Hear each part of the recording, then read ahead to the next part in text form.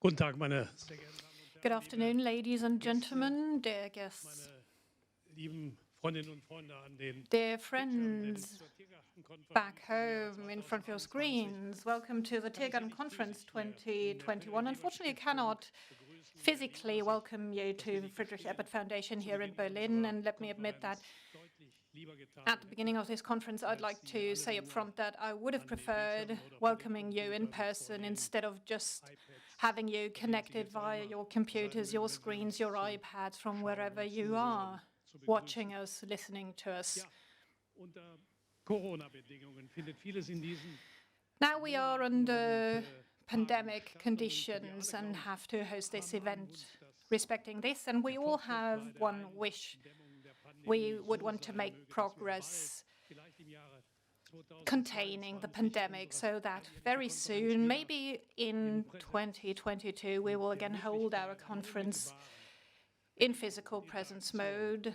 interacting with begehen one können. another, Von daher, meine having Damen und Herren, a das real wünsche ich encounter. uns allen und This is ich der something Friedrich I Ebert would wish for Stiftung us to happen von and for ganzem Friedrich Herzen. Ebert Foundation as Damit well, bin ich with bei all unserem my heart. Thema, And wie this takes me souverän ist straight to my Europa? topic. How sovereign is Was Europe? ist die Zukunft in den politischen, ökonomischen, What kulturellen, is the future sozialen in Beziehungen, economic, political, die cultural, unsere and Staaten und social Nationen im relationships 21. Jahrhundert auf that diesem shape our nations in the Planeten 21st unterhalten werden? century In welcher Form on this findet planet? What will be the way Diplomatie, in in welcher which Form findet diplomacy will be ökonomischer carried out, in Wettbewerb which statt, unter welchen economic Bedingungen, competition wenn wir will an die take place? klimatische What will be the Entwicklung dieses conditions of Planeten denken? Wie wird es climate weitergehen? developments Was of our werden wir planet?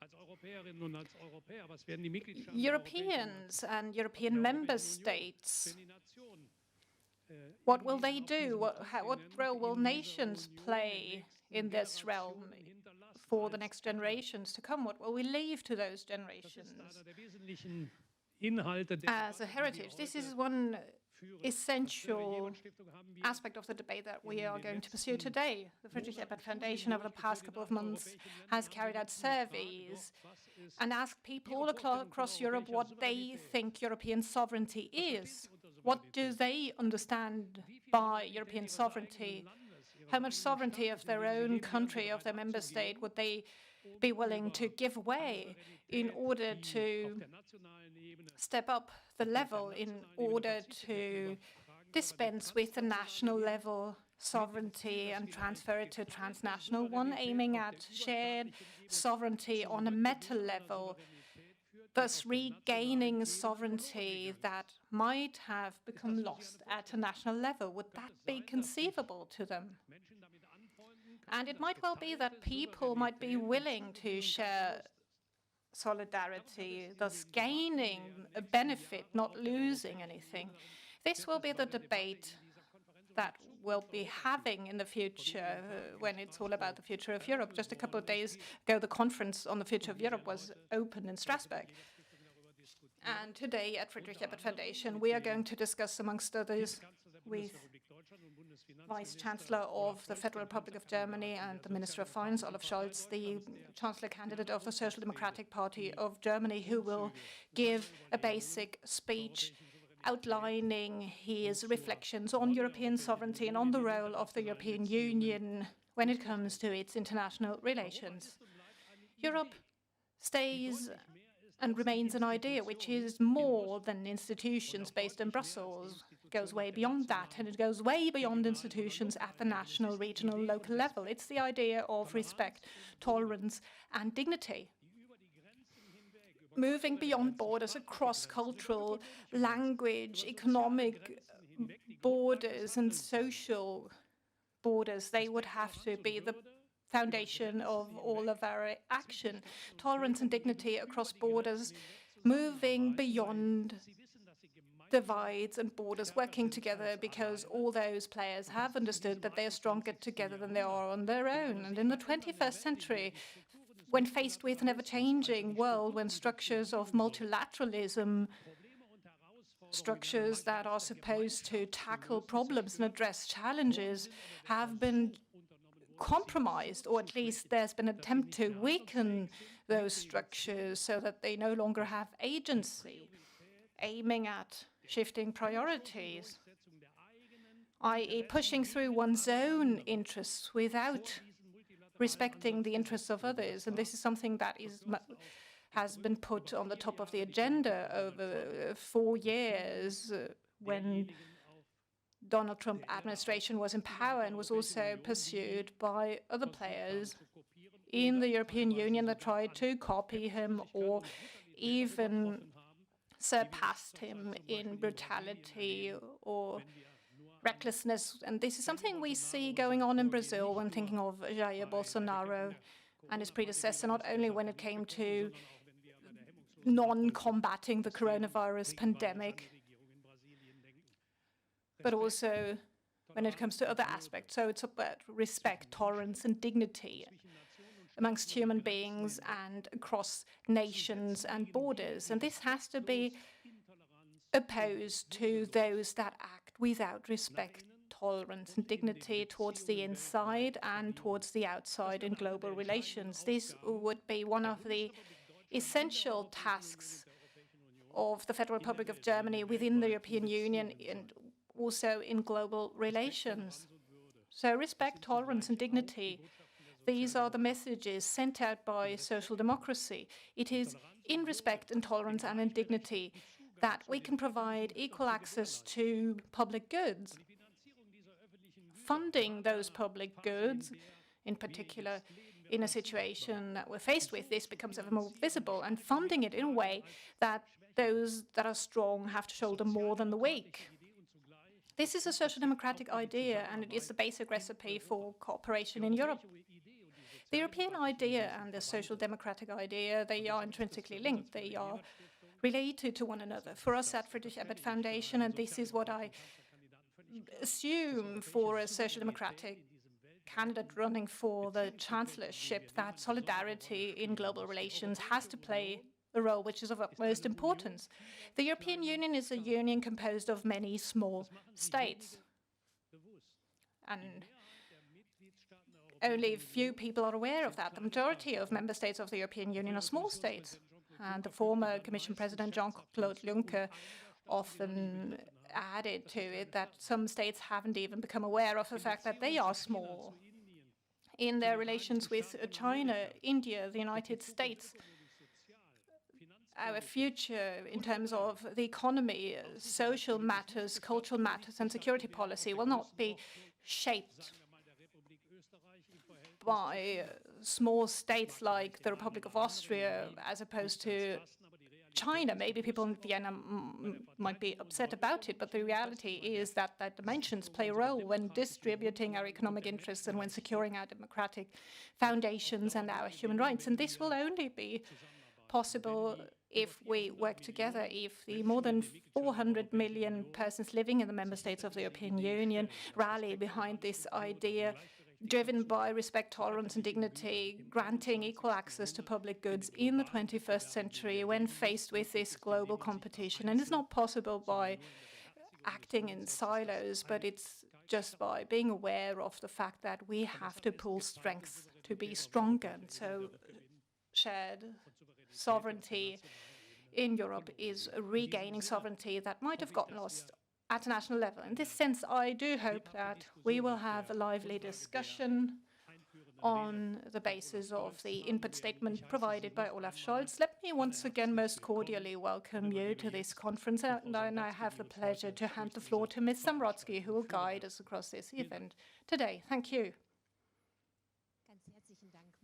Thank you so much, Martin Schulz. Respect, tolerance, and dignity. You have conveyed to us those buzzwords and more for the lively discussion I very much look forward to. But now I look forward to a very important speech given by the Federal Minister of Finance, who is at the same time the Vice Chancellor running for Chancellorship for the Social Democratic Party. He will talk about European basic ideas. Olaf Scholz, you have the floor. Thank you very much, dear Martin, dear friends of the Friedrich Ebert Foundation, dear listeners at the screens. You have placed this year's Tiergarten Conference on a provocative question. How sovereign is Europe? It is important to ask this question today, in this year, and of course also in this election year.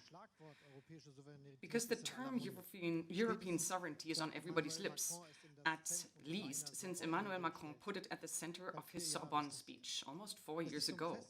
It has become a permanent part in the canon of buzzwords in soapbox speeches about Europe that are so popular, particularly in Germany.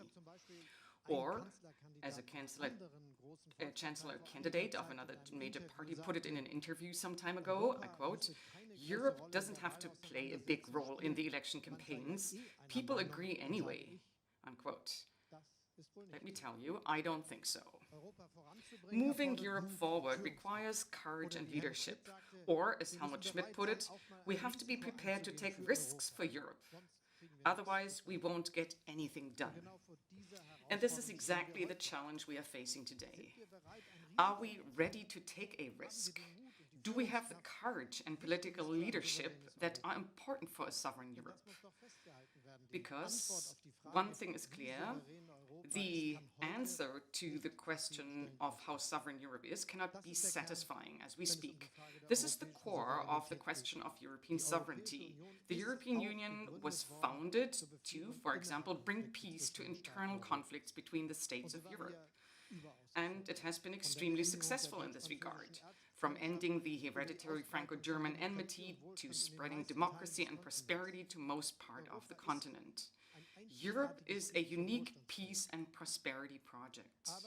But, and this needs to be done, it will only remain so if we do not stop at the invocation of these successes. And if we stop, and let me be very clear, integrating Europe merely as a single market.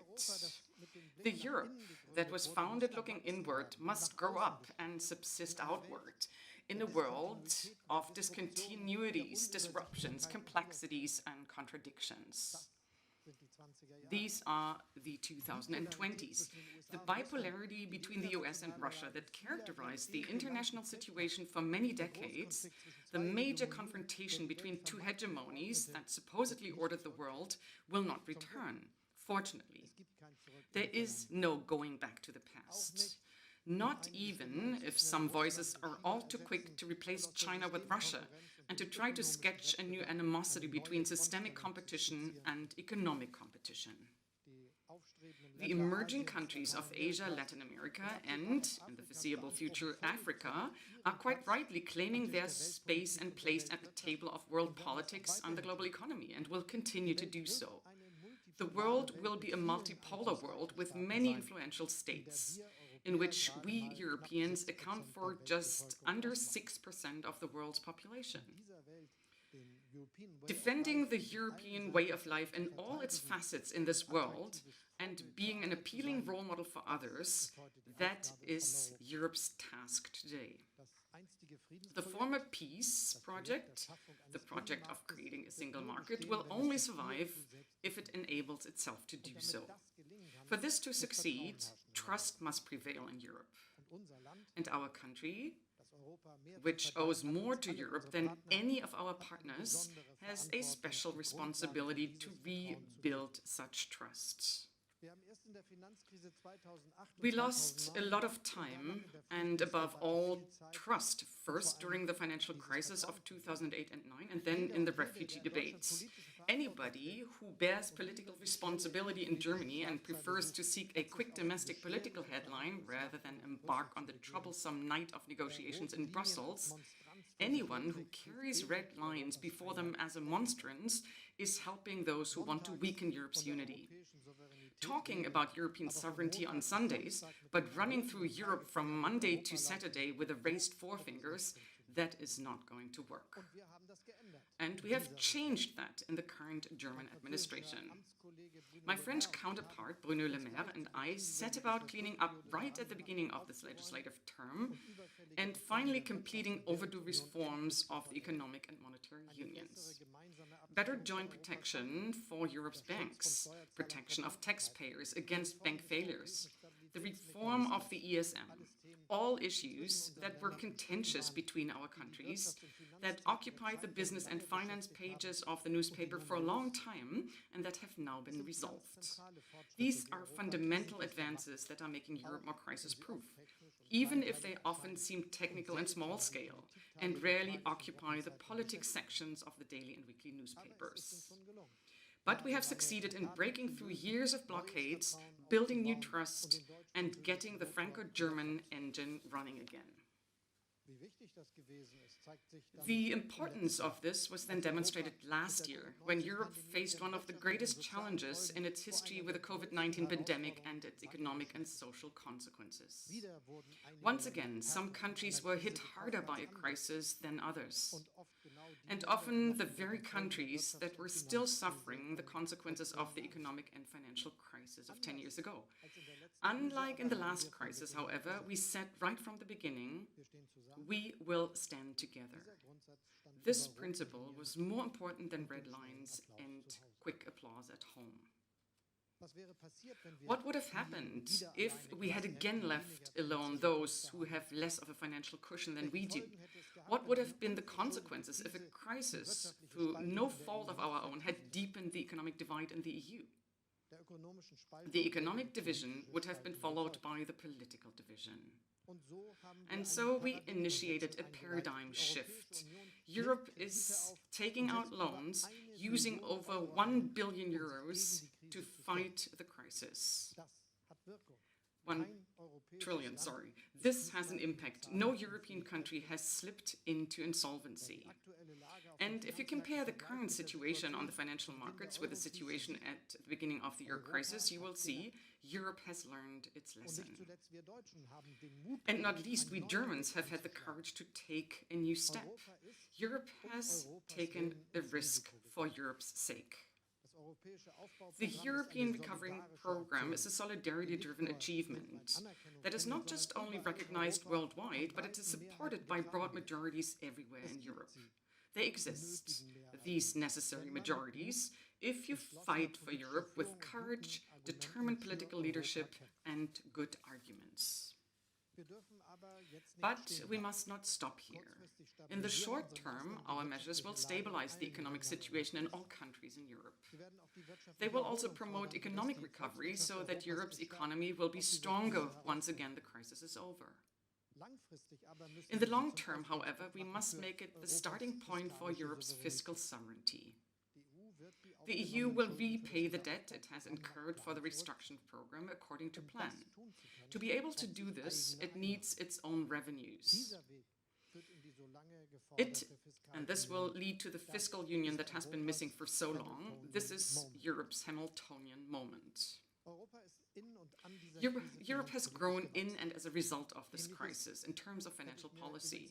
I would have liked to see something similar in other areas as well, by the way, in some much more obvious areas. It was and remains the right thing to do that we embarked upon the European way in ordering vaccines. I can't imagine what would have happened if we had been fighting over vital vaccines between Germany, France, and Italy. But an honest analysis of the mistakes also shows that the consensus principle for ordering vaccines, the lack of analytical capacity at the Brussels level, the still enormous differences between the member states in their ability to even compile an overview of the situation, all these are deficits that we must remedy after the pandemic. All too often I hear this or that is not Europe's competence. Yes, that may be what the treaties say, but referencing the treaties and the status quo is not enough. We need efficient institutions in Brussels to meet global challenges, and we need to create them. The conference on the future of Europe, which has finally been launched, Martin Schulz just mentioned it, is an opportunity to conduct an unbiased debate. Let us be courageous. However, it is not just about crisis prevention, but about strengthening Europe for the future. This is why we have been launching the investments that are crucial for the 2020s. The money from the Recovery Fund will finance these investments, in particular the digital and environmental transformation of our economies. That is also new. To make it fair, we need bold European decisions. for a strategic industrial policy that focuses on investment. Investments, above all, in 3 areas: investments in research and development, ambitious technical innovation for climate protection and energy transition, and investments in our infrastructure. Investments in research and development, because we Europeans need to develop the technologies that play and will play a decisive role in the 21st century. This is about artificial intelligence, for example, and data-driven ways of controlling industrial processes. In other words, it is about Industry 4.0, and it's about our path to a climate-neutral future. It is about the products that enable such a path, from e-cars to electrolyzers for hydrogen. All of this requires investments to mainstream new technologies. The supply of clean and reliable energy must be guaranteed everywhere, 365 days a year, 24/7. We need to build the supply networks for the hydrogen economy. A different energy mix places new demands on our power grids. And we need a good digital infrastructure for a digitally sovereign economy. We have seen how important digital skills are in healthcare and for work and education. It has also just become clear to us how important excellent health research is. The first globally approved vaccine against COVID-19 was developed in Europe, to be more precise, in the German city of Mainz. And this is no coincidence, but has to do with the funding of basic research and our first-class science infrastructure in Europe. And with courageous entrepreneurs, like Özlem Türeci and Ugo Sahin. The same can be achieved for digital sovereignty and climate neutrality by 2050. And in Germany, we want to be a bit faster. Targeted investments that give our technological base a new boost, with a modern economy that is technologically at the forefront of international competition. Investments in high-level climate protection measures must not be to the detriment of the economy. That is why I have proposed a climate club, a conglomerate of countries that agree on common minimum standards for climate policy measures. If we coordinate our approach to climate protection, we can establish an international lead market for climate-friendly investments. We want to play a decisive role in shaping the global megatrends of digital and ecological transformation. This is how we safeguard our prosperity. This is how Europe can remain an economic heavyweight in a world in which economic proportions are shifting. Nobody falls in love with a single market, Jacques Delors once rightly said. Economic strength requires cohesion. Anyone who wants this strength must ensure that things are fair on our continent. The challenges are big. Nationalist currents, the Brexit, Donald Trump's presidency, all these show us that the foundation can falter if globalization does not bring tangible benefits to all parts of society. Of course, free trade increases our prosperity, but it does not by itself ensure that prosperity reaches everyone. I understand the fears of those who feel left high and dry, whether in Detroit, Doncaster, or Duisburg. That's why it's so important that we protect everyone as best we can during this crisis. We helped create a European short-time allowance for the first time. This has mobilized almost 100 billion euros in aid. The German success model of short-time working has long since become a European success model. The IMF calls it the gold standard of labor market policy in the crisis. Europe's social responsibility must keep pace with the economic integration of the Union. Europe must support workers in the transformation processes. This includes agreeing on a uniform and binding framework for minimum wages in all EU countries. If it were up to me, that means 12 euros minimum wage in Germany. It also means negotiating Europe-wide minimum standards for national social security systems. We need a new social contract for Europe that improves working and living conditions for all people in the EU and creates confidence in a common European policy.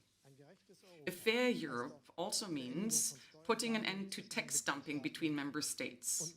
And not just there. I am pretty confident that this summer we will reach an agreement on a global minimum taxation for companies within the OECD framework, and that we can better capture digital business models for tax purposes. The important thing is then to swiftly transpose this into EU law. We also need to make progress on creating a common basis for corporate taxation in Europe. The proposals for this have been on the table for years. Here we need progress. That's why I have been campaigning for gradually moving to majority decisions in the Council in tax policy as a whole. This, by the way, also applies to foreign policy. We saw it again recently when the EU Foreign Affairs representative was prevented from speaking for Europe with one voice on the Middle East conflict that had flared up again. 26 member states, some with very different positions, had agreed, and one member state prevented a statement with its veto. We must be clear. In the world of the 21st century, the transition to majority decisions is a gain in sovereignty. We have long since ceased to have a choice between majority decisions and national sovereignty. The choice is between majority decisions and global political irrelevance. Speaking of foreign policy, allow me to say a few words about European neighborhood. We can forget about any debate on Europe's global approach if we don't manage to create and guarantee stability in our direct neighborhood. Ukraine is a good example of this. It was a social democratic foreign minister who went to Kiev with his French and Polish colleagues when bullets were used on Maidan, and they then negotiated a ceasefire. It was Germany that pushed Russia to the Normandy format after the annexation of Crimea, violating international law in order to avoid further escalation. And we have been supporting Ukraine with financial aids, support of reforms, up to flying out soldiers. We support them on the democratic and European way.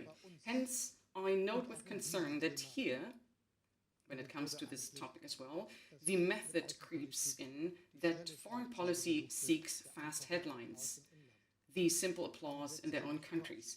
This does not only endanger what German policy, what German foreign ministers have done and achieved for decades, but we also play in the hands of agitators.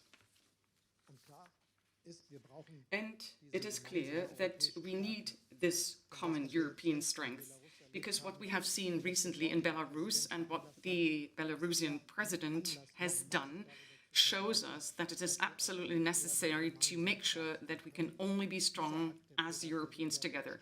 This act of piracy which is happening there is something that we can only counteract together and respond better, more effectively. Ladies and gentlemen, when it comes to trade issues, you quickly understand that we can best preserve our interests if we stand united as Europeans, and then that it's not just about economic issues, but also about values. That's why we need a European supply chain law, for example. A German will soon be adopted, it seems. And here it is now up to the progressive forces in Europe, because last week the CDU-CSU parliamentary group made it clear once again in the Bundestag how the conservatives feel about this, with the repeated blocking of the national supply chain law. Success in trade policy is not merely reflected in the number of free trade agreements concluded. Rather, it is a question of who sets the standards that ultimately prevail in world trade.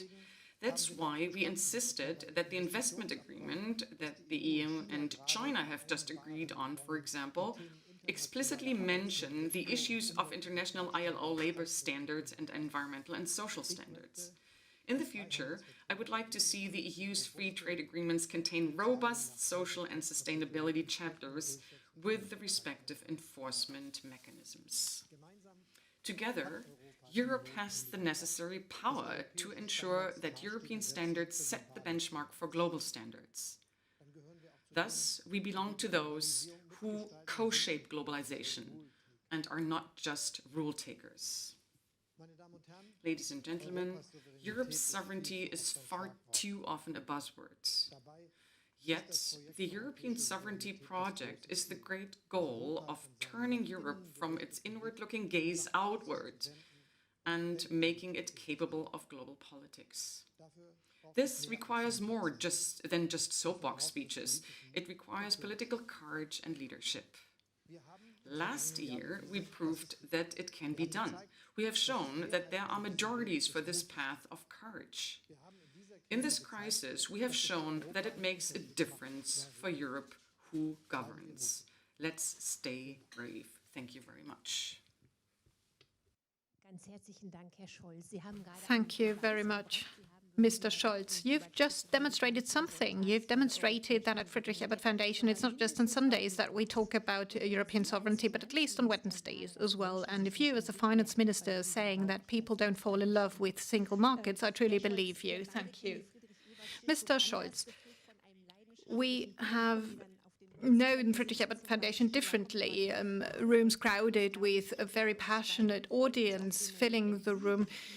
And now, dear spectators, we would be delighted if you were able to put forward your questions now, also connected to us. And mostly your questions show to us that you have displayed a great deal with professional and personal commitment, with a great deal of expertise. Unfortunately, we only received those questions via the chat today, but I'm trying to convey your passion with my voice. So before turning to the questions raised in the chat, questions you posed when enrolling, let me put a question up front, Mr. Scholz. Many things are going on in the world, many difficult, complex matters, but sometimes we get the feeling that there's some momentum in there because there's so much going on and maybe we can benefit from it to turn things into a better place.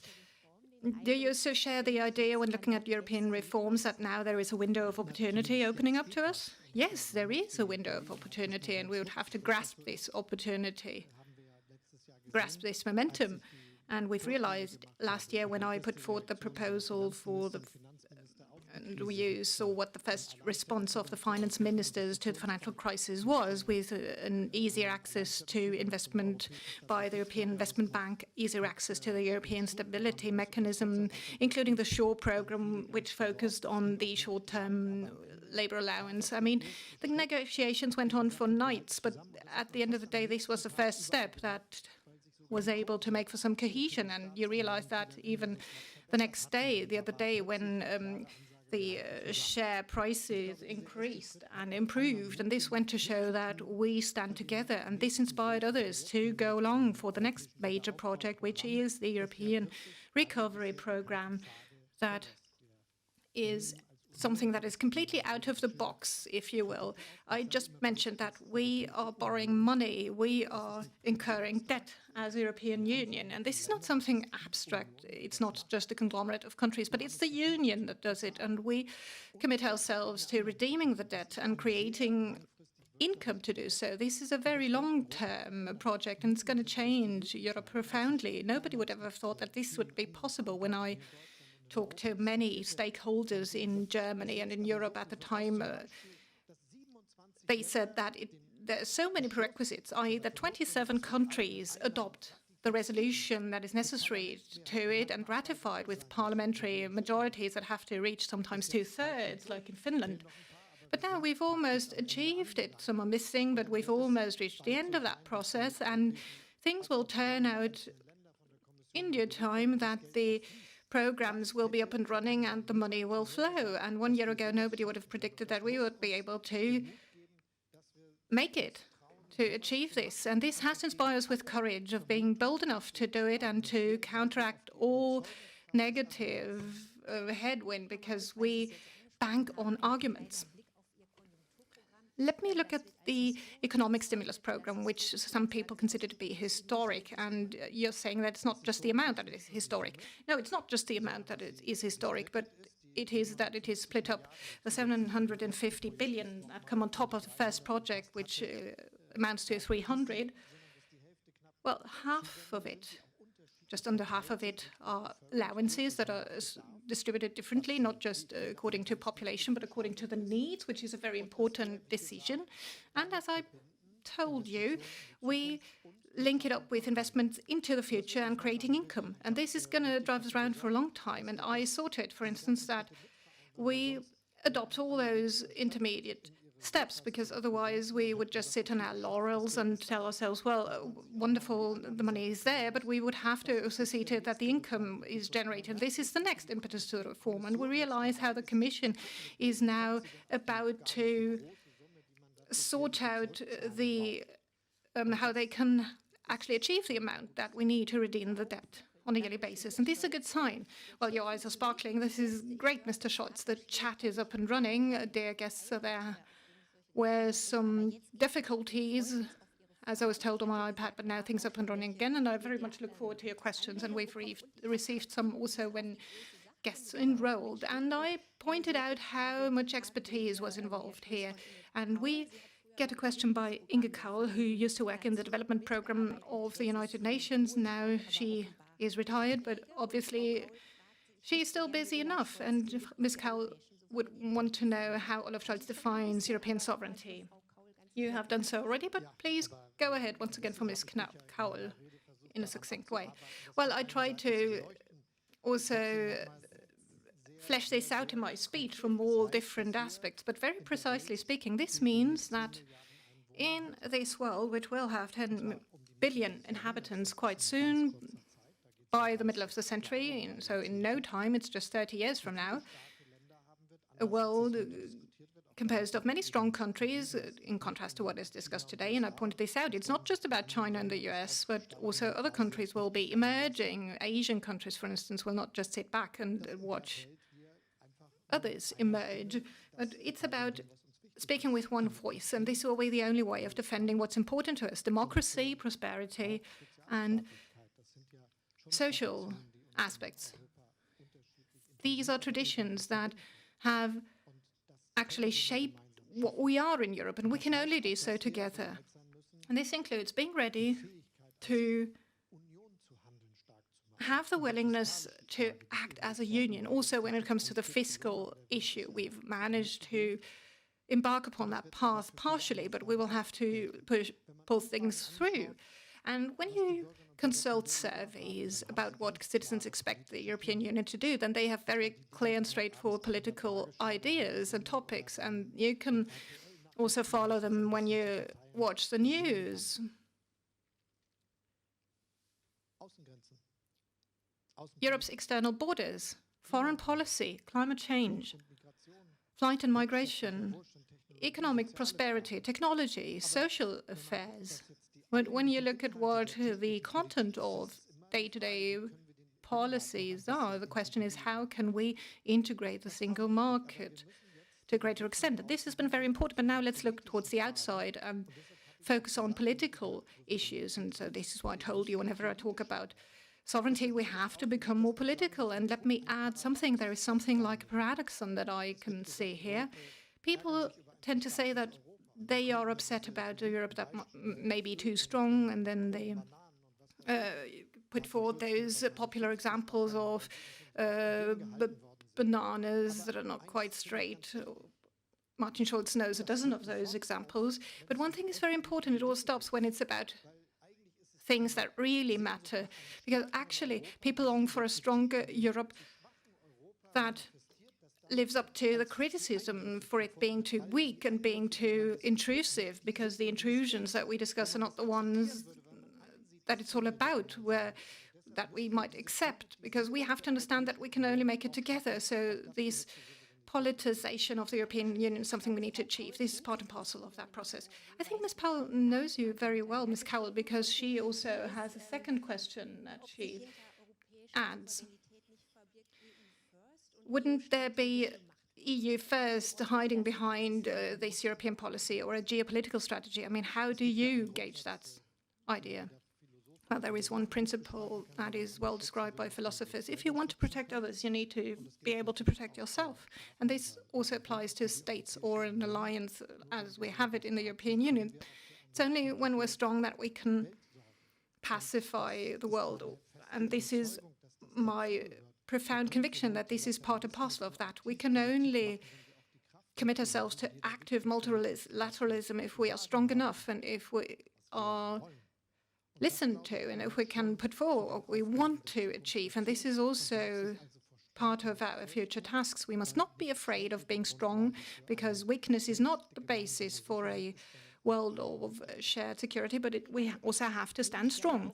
Thank you. I'm going to take that up. Sigmar Gabriel did not put a question in the chat, but he once said nicely that in Europe we are the last vegetarians in a world of meat eaters. And he also topped that, telling people that we are developing towards becoming vegetarians in the eyes of many. Are we vegetarians? Yes, I heard about boxers that have a vegetarian diet, so I'm not sure whether all those comparisons actually work out. But let me add that for me, it's more about not losing oneself in the images you create for yourself. I mean, this is quite nice. This is the answer to the question, but what it's all about is about whether we dare have an attitude that we want to push through, that we want to actually go by. And if you look at policies put forward and pursued by Willy Brandt and Helmut Schmidt that were to create joint security in Europe, they were never naive and they were never inspired by the idea that we would just simply have to love ourselves to make things better, but they were inspired by us being able to ensure that it's not the strongest who will prevail, but it's the rule of law. This is a beautiful idea. Next question is coming in. How are we supposed to react to the hijacking of journalists in Belarus? What about involving Belarus into the EU's foreign policy? Well, this is a terrible act of piracy. And I used to be Hamburg's mayor, and this is something for me to tell you that combating piracy is part of Hamburg's city history. And we were the adversaries of Störtebeker. The people are now often praised. We should actually be very clear about that. But let me put it inversely. We need to put forward a very precise response to that. The EU did so fast. This has a consequence for airplanes being able to land and for airspace. It has to have an impact on economic relationships, but because this is an extraordinary, terrible incident, because it also endangers part of our security we have in the world. I mean, it's a normal thing for us to have diverging opinions or to have disputes and have contentious matters at hand, but some aspects should not be put into question. This is actually a natural thing in our interactions for thousands of years, and the fact of not having understood it is just an archaic misunderstanding by the Belarusian president. So our response has to be clear and has to be European. Let me underline this. I mentioned the formats we have for the Ukraine, and let me elaborate on that. We must not fall back into the world of the 18th and 19th century, where policies by the superpowers determined European politics, and of course all around us, and Russia is often part of that, but also others would wish for Europe to be disintegrated, and that, well, it's not about Austria and Prussia, but it's about Germany, France, England, and 2 more countries. That's what they would want to have, but it has to be more than that. It's all about the European Union and Russia, for instance. And this is the foundation, the groundwork for a very clear, non-illusionary European Eastern policy in a new way. Again, filling the idea behind the Conference of Security and Cohesion in Europe with life. Let me dig deeper, if you allow. Lukashenko underwent some sanctions issued by the European Union often, and obviously it didn't prevent him from going beyond this, carrying out an act of state terrorism. Doesn't it show that he's not afraid of sanctions? Katarina Barley said that. I'm sure that he's most concerned because the economic foundations of his rule are determined and endangered by what we are about to decide. But this is how things are with dictators. They do not only spread fear and terror, they attack security and lives and physical integrity in their own country, and their citizens live in fear and terror because they lost legitimacy for those rulers. And this is important, and this is why it's so important to respond. A question from the chat. You mentioned the Climate Club in your speech. What is this? Can you dwell on this, please?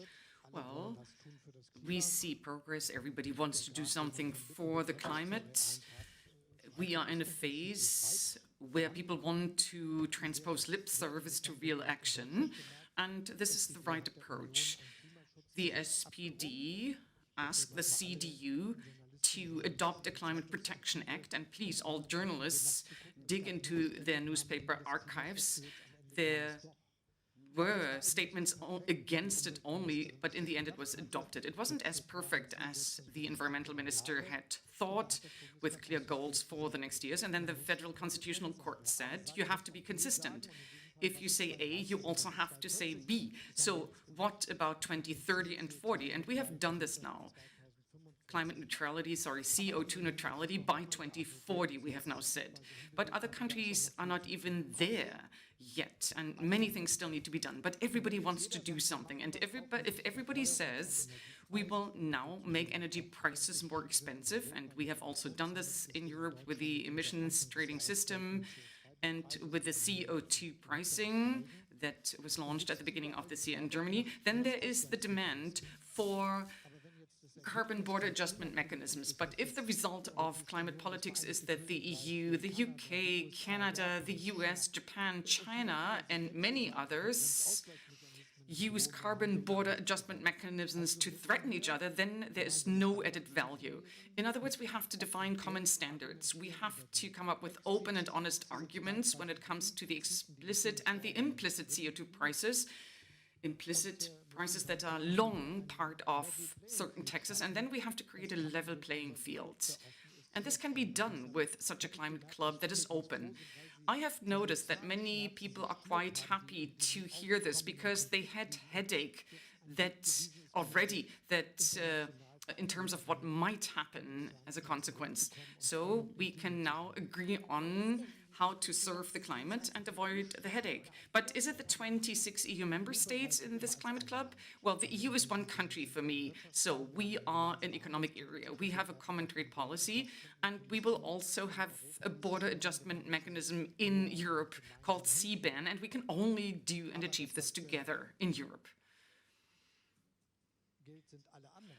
But what about the others, whether it is the G7, the G20, or the rest of the world? We must not forget that this only works if the club was open, if it doesn't presuppose the agreement of all, but it's a community of the willing. Open, by the way, also to the so-called global south, because when it comes to climate policy, this is the biggest challenge we are currently facing. We, for 250 years, have industrial policy behind us, where we have been founded on fossil resources. And now we are saying within 25 years we're going to phase out of fossil fuels and their usage. Yet we want to maintain our industrial prosperity. Other countries say that what you did in 1840 and 1910 is something that we also want to do, so we're lagging behind. And we're going to catch up. But we know if they are following our approach, then it's going to fail for all of us. But the countries of the global south will not accept the answer of us saying, well, you cannot repeat our path. And the idea of us giving them money to abandon this path is not going to work either. The only thing that is going to work is that we use and develop technologies and economic models where they say they are even more appealing than embarking upon exactly the same path that you embarked upon, you industrialized countries. We know a detour and a shortcut rather, and we will foster CO2 neutrality as a consequence. So this is how you include others, by designing it attractively. That makes sense. One very last question, because we are sort of running out of time. Hello. I don't know who is saying hello, but somebody is writing. Mr. Scholz was talking about external borders and foreign policy. What about the sovereignty when it comes to dealing with the refugee waves and the camps at our external borders? We need common European policy, and we won't get it overnight. However, this must not prevent us from making sure that we need advances in this field. This includes joint responsibility for our external borders. And for this, we need rules that we already have on the question of where refugees can find shelter in Europe. And these rules have to be improved and revised. This is not working well at the moment. And the reason for this is that our legal regime shows that external borders are in countries that sort of act alone or are left alone. And Germany receives many refugees. Many refugees want to come to Germany, but this is an appeal for developing a joint policy in that sense. When talking about external borders, we also have to talk about legal paths to Europe. And given the huge divide and gap in terms of prosperity and personal development perspectives of individuals here and beyond our borders, we need to give an answer. If we say there are good perspectives and prospects that you can focus on for labor migration, which of course includes labor market integration. But for that, these countries will accept that those who cannot find shelter because they don't comply with the legal requirements will be brought back. That might result in a solution that is more pragmatic and more humanitarian than what we have now. We cannot accept that people are drowning. We have the responsibility to save lives. And we must not forget that our German responsibility is further. Most refugees don't arrive at Europe's borders. They escape to their neighboring countries, sometimes also very problematic countries based on our standards, but a bit safer than in their home countries. And if we set up perspectives and prospects for these countries, then we also live up to our global responsibility in the area of migration and escape. And this needs to become more relevant. So the questions we have to definitely know in debates in the German parliament and in the European Parliament that a refugee in Tanzania has, or a question and an issue that a person from Myanmar has. Where do they escape to? What happens to them? These are questions that we do not negotiate here, but we should. And we have to help people on the ground. Thank you, Mr. Scholz. Please do me a favor and the entire panel, because we're going to talk about sovereignty, external and internal sovereignty. Give us an important ingredient for European sovereignty, please. The most important leverage, maybe. Courage and the conviction that with good arguments, you can gain majorities for things that you find good and correct. Okay, let's be courageous in the following panel. Thank you, Olaf Scholz. Thank you, dear guests, for your questions. With regards to the average age of population, Europe is significantly older than Tanzania, a country that you have just mentioned. All the more, it is important to listen to those who are Europe's future. And now we're going to listen to a video clip produced by young students. They attend the Johann Gottfried Herder High School and they work for their school newspaper, and they got an award for this. What do students expect from a sovereign Europe? Hello, we are the Herder newspaper, the students' newspaper of the Johann Gottfried Herder High School. Today we are interviewing students on their opinion about current EU politics and what questions they might have. The Herder newspaper asks questions about the current situation in Europe. Students of this high school. For me, the EU means cohesion, especially in times where you can see very distinct economic powers emerging. Now, what's the benefit of low incidence rates and months-long lockdowns if case numbers are exploding in our neighboring countries? We need a pan-European response to the pandemic. Isn't it a contradiction that the EU says it wants to support developing countries while securing 2.6 billion doses of vaccine and thus taking mostly care of itself? Economic differences with the EU or within the EU are dangerous, I think. The consent to EU projects and also the feeling of identity, I am a European, strongly depend on this. So how can Germany better use its prosperity to help? I would like to know what the EU is doing politically to give young people of non-European origin the feeling that they are part of Europe. So for me, the question is, what is European identity?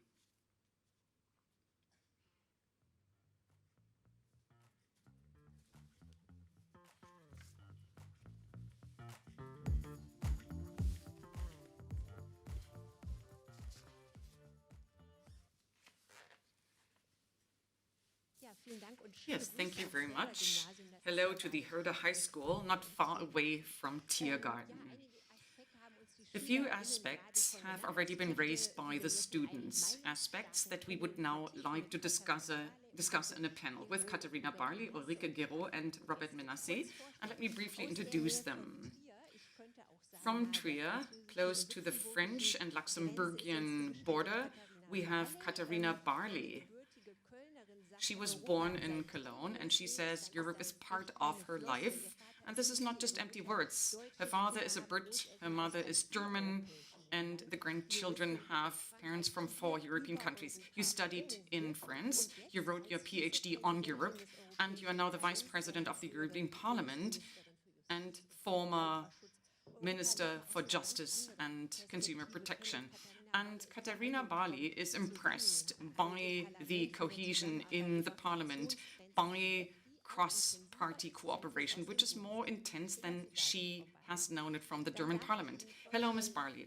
Then my neighbor, Ulrike Gero, she is sort of 2 meters away from me, and you give me the feeling that somebody is here, which is great. Ulrike Gero described her own work as follows. I am here to think, to do pioneer thinking, and this is what the activist, author and professor does with the European Democracy Lab at the European School of Governance. She sets up a think tank that focuses on European integration.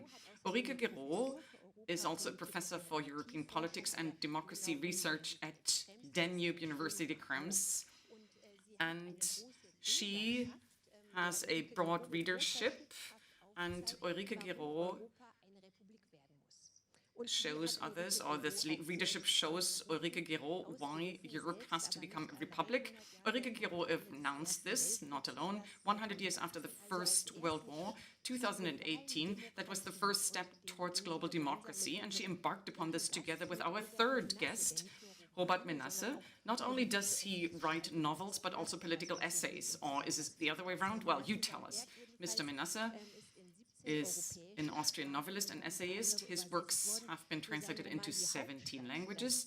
For his novel Die Hauptstadt, the first EU novel, the German expert, philosopher and political scientist got the German Book Award. Robert Menasse felt as a European for the first time outside of Europe while he spent 8 years in Brazil. When people asked him where you're from, he stopped saying, I'm from Austria, because he was much better when answering, I am a European. He was born in Vienna, and he is in Vienna while we speak. And as an Austrian, he went to Brazil, and you returned from Brazil as a European. So welcome to you as well. Wonderful to have all of you here. And let us start very big. At the end of the day, we have 2 half times. So we have about 50 minutes together. And let us take a look at sovereignty in general, the New World Order. And then let us ask ourselves, what do we need internally to be sovereign externally? Ms. Barley, maybe you can start. We have just talked about vegetarians, vegans, and meat eaters. So what role, what power does the EU want to have in the New World Order? First of all, let me extend my gratitude for having me, but let me apologize first. We are jumping back and forth between meetings, vegetarian and vegan. Well, I am not sure about that one. We'd rather have both here. But as for the European Union, in the global order, well, does it have the pretension and the ambition to be a global power? And I think it is. It is a bloc, if you will. But when it's about raising the question what role it can play, you need to differentiate between the different policy realms to define it like that. So in economic terms, the EU is a very important power which is able to exert an influence on the economic global order, and very strongly so in a values-based sense. And this is something that is very dear to my heart, and this is also something that distinguishes the European Union when thinking about the Supply Chain Act, for instance, which is about the working conditions in those countries that we procure our raw materials and spare parts in. When it's about the General Data Protection Regulation, about personal data, then our European approach is a values-based approach, quite in contrast to the American approach, which is very much money-driven, and the Chinese one, which is very much control-driven. I'm not even talking about the Russian one. So we are able to be a values-based bloc in this world as a European Union. In the economic field, this goes without saying, in the cultural field, in the humanist field as well. At any rate, when it comes to foreign policy now, when it comes to diplomacy, things get a little bit more tricky, I dare say, because they're very heterogeneous. We've got different histories. We are 27 member states, and to my mind, here it is hardest to find a common denominator, to be a strong player on the global stage. I think we have to paint a differentiated picture of the European Union in this world.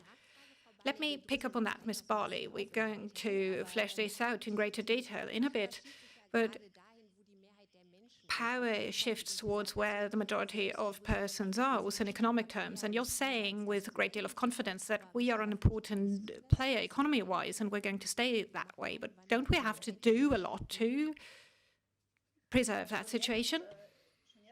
Well, as of now, we cannot say that the most powerful economic nations will be the ones which have the most inhabitants. I mean, this holds true for China, but for a country such as Brazil, which has a very big population, they haven't reached the same economic level. So it's not just about being many, about being numerous and staying that way, but it's about, on the one hand, displaying real economic power. And it's about also setting rules, determining rules, and being trailblazers here and displaying a great deal of leadership. I just pointed to the General Data Protection Regulation. I think this is the most brilliant example. It took a lot of time to adopt it. Many people just had a headache when it was adopted, but meanwhile it's been copied all over the globe, and it leads to a situation where our personal data are now protected and they are no longer exposed that much, and they can be protected at least, and they're no longer that much commercialized, if you will, as it used to be the case. And those two aspects play a role. This sheer materialist purchasing power, whilst at the same time including the authority of a reliable legal instance. Let me dwell on foreign policy, Mr. Menasse. It was not only Emmanuel Macron who talked about European emancipation as opposed to the United States, and the election of Donald Trump was a wake-up call for many. Now we have a president, a US president, that maybe we like better, but what about emancipation as opposed to the United States? Has it become less important? Well, no, I don't think so.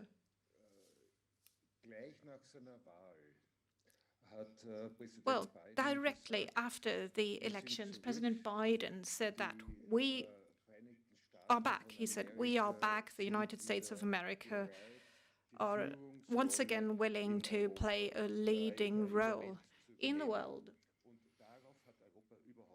But Europe did not react to that statement, and I would have expected some reaction, at least. Europe is such a strong idea, and the European Union is such a strong factor in global politics that we should not be servants, or we should not consider ourselves to be the servants of a superpower. When it comes to Europe's sovereignty, let me say that Olaf Scholz pointed out quite a number of ideas that I couldn't actually word more nicely, but what was missing to my mind when he talked was something that would turn a soapbox speech in a future-oriented speech. Breaking new grounds is the following idea. I think what we would have to do is, for one, becoming aware of the fact and communicate this more strongly as Europeans, that Europe is not just a project that would serve to actually bind together European national states, creating a common market and creating more order within this continent, but that Europe would become a trailblazer, the avant-garde in global politics. The European Union has been the first attempt in history since the emergence of national states, trying to create a post-national order, creating a post-national community, a post-national democracy, and post-national social security systems. And this is the thing which is unique in the world, and this is what can be considered to be a role model. And if we put this forward, if we underline this aspect, this would be the foreign policy unique selling proposition and the uniqueness and effectiveness of the European Union. And let me mention one second aspect when being asked about the relationships we have towards the United States of America. Here as well, we would have to be crystal clear about saying we, of course, share values, that's for sure, and this is something that is underlined time and again. We have a values-based community, a transatlantic community of values. However, these values are not 100% identical. But what we find are major differences. For instance, when it comes to our understanding of linking up democracy with the social welfare state. And in the United States, this is something, let's say, which is unknown virgin territory. So the United States have not understood about the necessity of creating a welfare state in the way we have done it as Europeans, as a rule. But this is not negotiable. And here, in this respect, we should not be deterred. And we should go on guaranteeing this within Europe for the time being and acting as a role model for the whole world as a second step. This should be something that should be communicated more clearly, more strongly, in a more consistent way.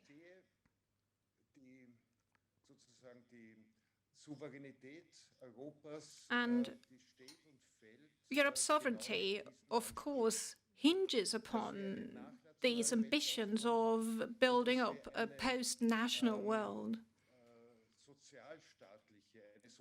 creating a more socially equitable world. It's not just about what is stipulated in the American Constitution, i.e. putting forward a theoretical ambition of a pursuit of happiness, but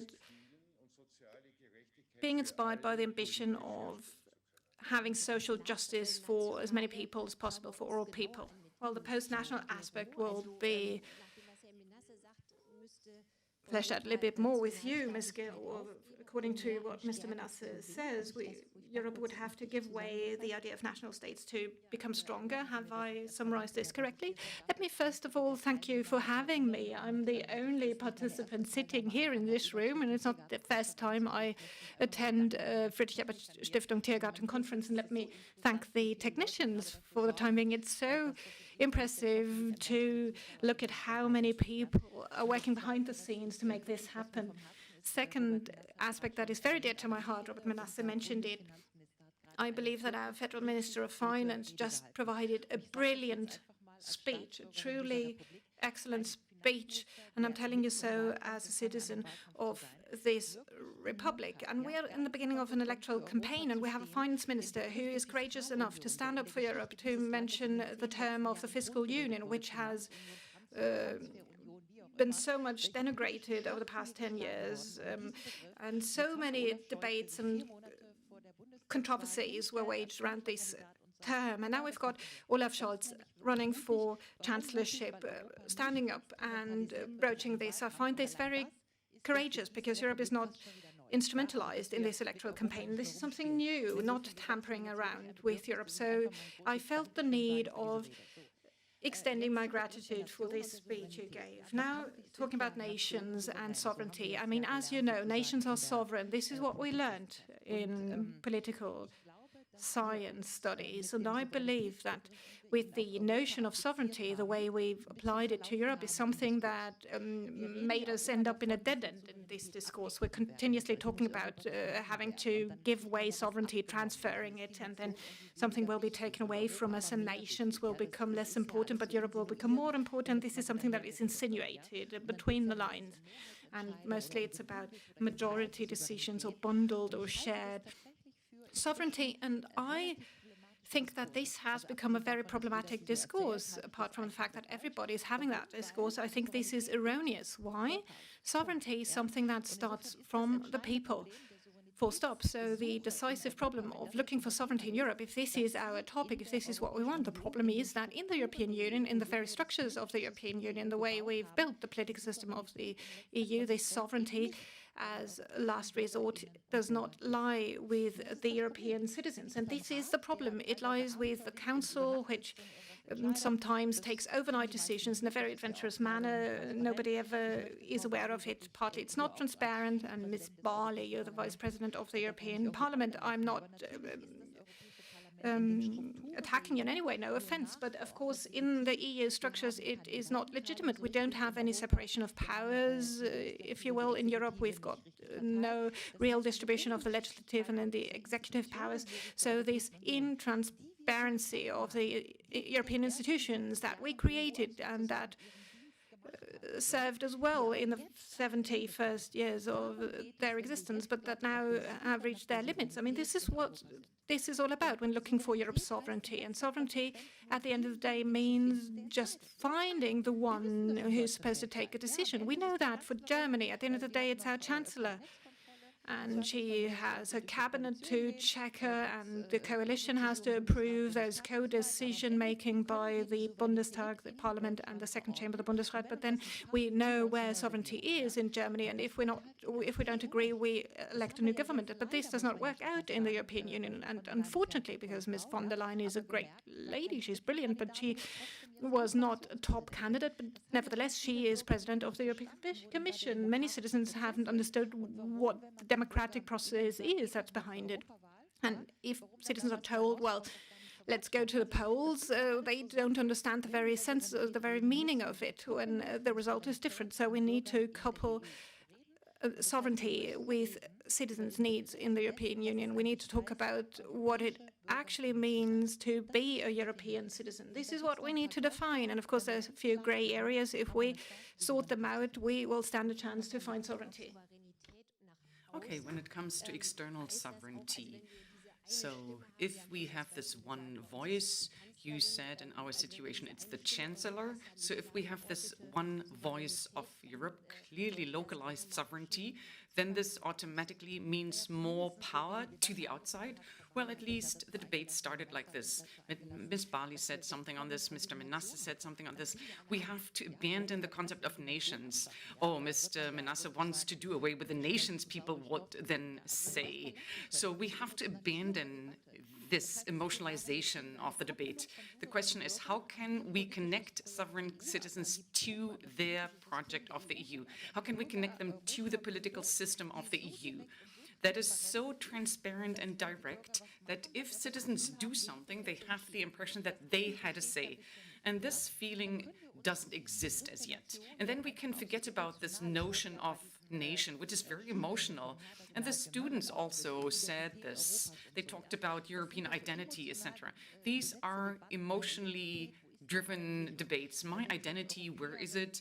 And if I am a European, can I then also be German and all these things? And I think that this is not a problem at all, because if we abandon the concept of nation and identity issues, then we could agree and say that the term of the European citizenry and connecting Europeans to the European system. We are all European citizens. And if you're from Catalonia, Scotland, or from Waldviertel, doesn't really matter.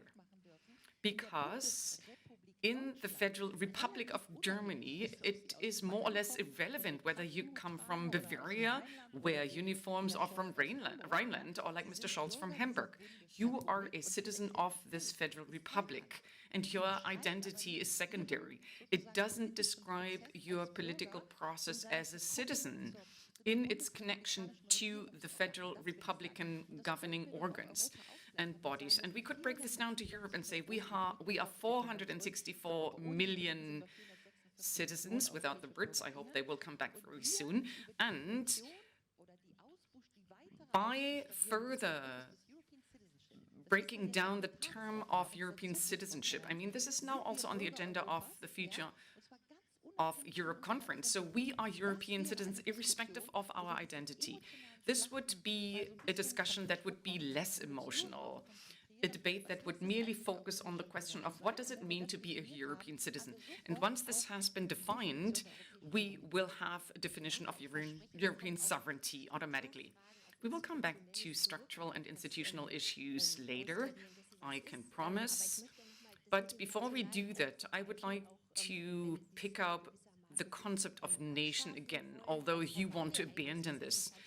Because Ms. Barley said something interesting in kind of a subclause at the beginning of her intervention. You said foreign policy is difficult to realize because the national elements play in. And before this conference, you told me that this is something where it gets emotional very quickly. Same has just been said by Ms. Guiraud. If it comes to the concept of nation, things become emotional. So, Ms. Barley, what are your impressions and experiences regarding this? There are many.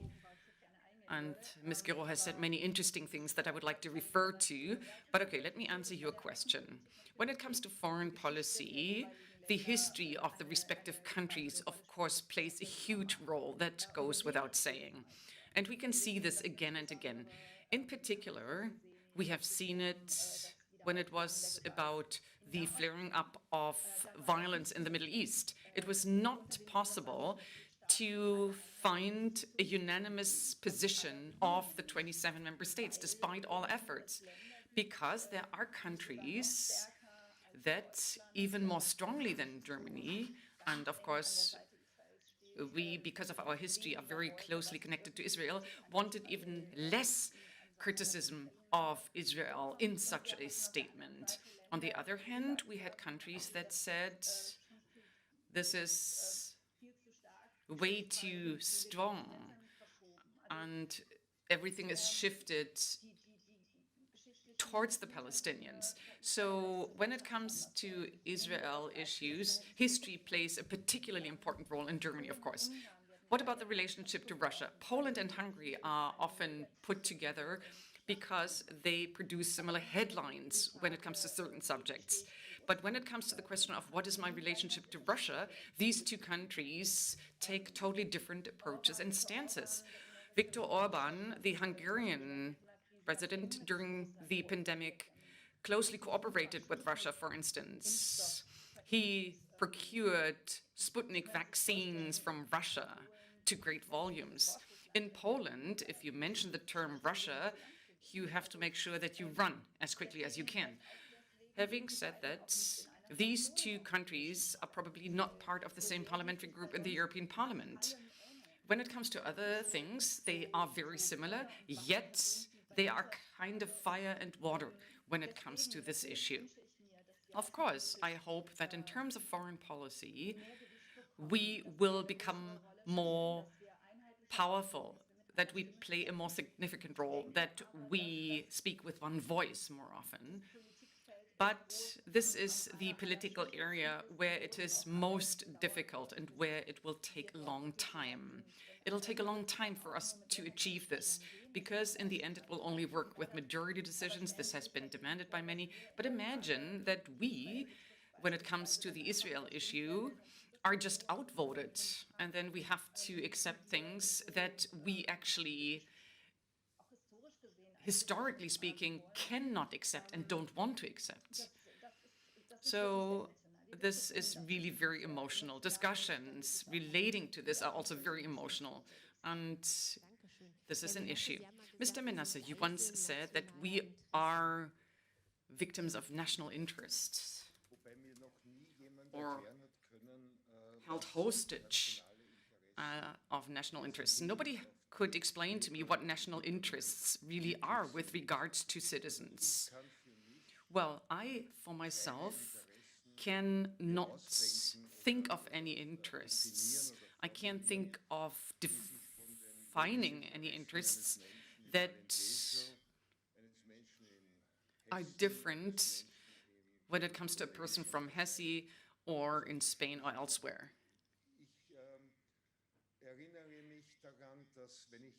Well,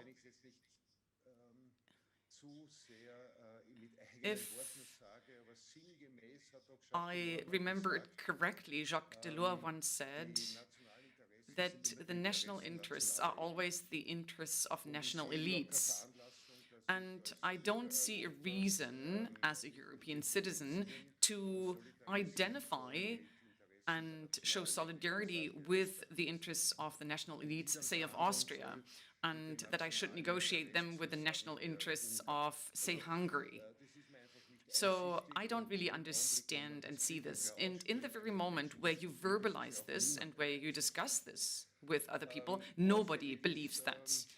It is pretty striking when it comes to this topic to see the following deficit, to be more precise. I hear it again and again in similar discussions that people say, yes, I want Europe to speak with one voice more often. Yes, Europe should speak with one voice. It would be desirable for Europe to speak with one voice. But what people never say and add, that this will never be possible unless we challenge the systemic issue of Europe, because today the authority to make decisions is with the national heads of states and governments. The Council of the heads of states and governments and of ministers, in this situation the Council of Foreign Ministers, decide in terms of Europe's position. Or they don't come up with a decision because there are those that table a veto. And this is a systemic error that was aggravated by the Treaty of Lisbon, when the European Commission, so to speak, became the improved secretariat of the European Council. So in the very moment where we share the justified wish for Europe to speak with one voice and pursues joint foreign policy and sovereignty and no vassal state-like dependency to be demonstrated, then we in Europe have to put the systemic issue on the agenda more often. And I, as an author, are not deemed to realpolitik or to pragmatism. I can have dreams as an author, but based on reason and real requirements, I can dream. And I can, for instance, have a dream that we finally discuss the question of how the European system, and Ms. Guéraud said this very nicely, she raised the different deficits in terms of division of power, deficits in terms of democracy. So how can this be discussed in a more reasonable system of checks and balances? So the power of the Council has to be broken down. The European Parliament has to be upgraded. It has to be equipped with all parliamentarian rights. And the Commission has to be put back into its original position in terms of rights, controlled by the Parliament and not controlled by national heads of states and governments. It is unacceptable for a person who thinks in European ways, who challenges the European system. It is unacceptable for somebody like me to see that we still have the authority to make decisions with the heads of states and governments of the nation states in Europe. It is unacceptable that the European Parliament can only be elected in national elections in order to then also sort of wish and say it would be nice if Europe worked. Okay, so you pose the systemic question here, and we will come back to this in our second round of discussion. It is also legitimized, or it can be legitimized by the SPD parliamentary group. They produced a position paper on European policy, and they highlighted 3 aspects that are relevant for a sovereign Europe. And one of them is the trust of citizens in institutions to be able to act. And this brings us back to the trust of citizens. Obviously, citizens feel underrepresented in Europe. Ms. Guéraud, you said there is a certain gap between representation and citizens. It sounds sort of radical, and it sounds kind of radical to break up the institutional triangle. How realistic is this, and where would you start? Well, radical is a term that is often used, and I then mention Hannah Arendt, because radical is only the good because the evil thrives. So in that sense, I like to be radical. Radical means thinking straight. Every farmer knows when to cut the vines, and rose gardeners know when to cut the roses. If you want to have a nice rose, nice, thriving Europe, then it's not bad to think radically. Now you're asking me how realistic this is. Well, I like asking you, how realistic would you have answered on the 9th of November 89 that German reunification would happen? On the 8th of November, people would have said, we have talking about this for 40 years, will never happen. And all of a sudden, it did happen the next day. Not because Honecker and Kohl negotiated a great contract. They could have done this. They could have agreed on a unification contract. No. All of a sudden, Schabowski at this press conference takes out a piece of paper. When should the borders be open? And he says, I don't really know, I think as of now. So same applies to the euro, yes. So in other words, in order to come back to with all its consequences, we are still discussing masks, but we will have China, geoeconomic issues, etc. Robert Menasse mentioned it, the United States, what is happening there, the digitization strategy, climate protection. I mean, Mr. Scholz mentioned all these issues. And we're only at the beginning. So if this is the goal, and if we all agree on the fact that we as Europeans, and this is our difference to China and the US, and this is why we're discussing the issue of sovereignty, that we can maybe not solve the problems as well as we should be able to solve them because we are not sovereign. Because at the end of the day, we don't know who decides. The Commission sets up a climate agenda, the Council is against it, the German industry starts lobbying against it. Hodgepodge, nothing has been achieved, and Europe can't act again. And if it doesn't work with vaccinating, then the EU is guilty again. This is basically how it works. If we want to put an end to this, because we have a wonderful continent with many, many smart people, universities, workers, etc., we have something to defend here, the values that we want to defend. And if we really want to defend them, then we also need power. And this is something that you need to say. Not power to be abused, but power to use it. And the term of sovereignty is, of course, linked to power. Why am I saying this? Because you asked me how realistic is this. Let me repeat myself. This is a non-trivial historic moment of Europe with huge challenges and the risk that if we do not fix the notion of sovereignty, so sovereignty connected to the systems, design the political system in a way that it's powerful and can take efficient decisions, then it could be that all global issues that Mr. Scholz just mentioned, in contrast to China and the US, cannot solve these problems as well as we actually could because of the conditions that we have here on the continent. And this is so tragic, I think. We have so many tools and possibilities. We have intelligence, creative people, smart minds, the great youth, activists, etc. And then the problem is that sovereignty and power, in terms of using power, not abusing power, cannot be bundled and connected. So our strategic ability to act cannot be put into practice. And while we are discussing this, the Chinese are marching up and have already bought up the port of Duisburg, plus Piraeus and Trieste, by the way. Most people don't know this. But the Central European University was expelled from Budapest, and who goes into the building? A Chinese university. So we have a Chinese university in the center of Budapest now, and they will open a law school there. Do we want this? I mean, that would also be an issue that needs to be discussed. So what do we want others to teach here? That is also a matter of sovereignty. So if we don't dare use the term power, then the sovereignty project is going to fail.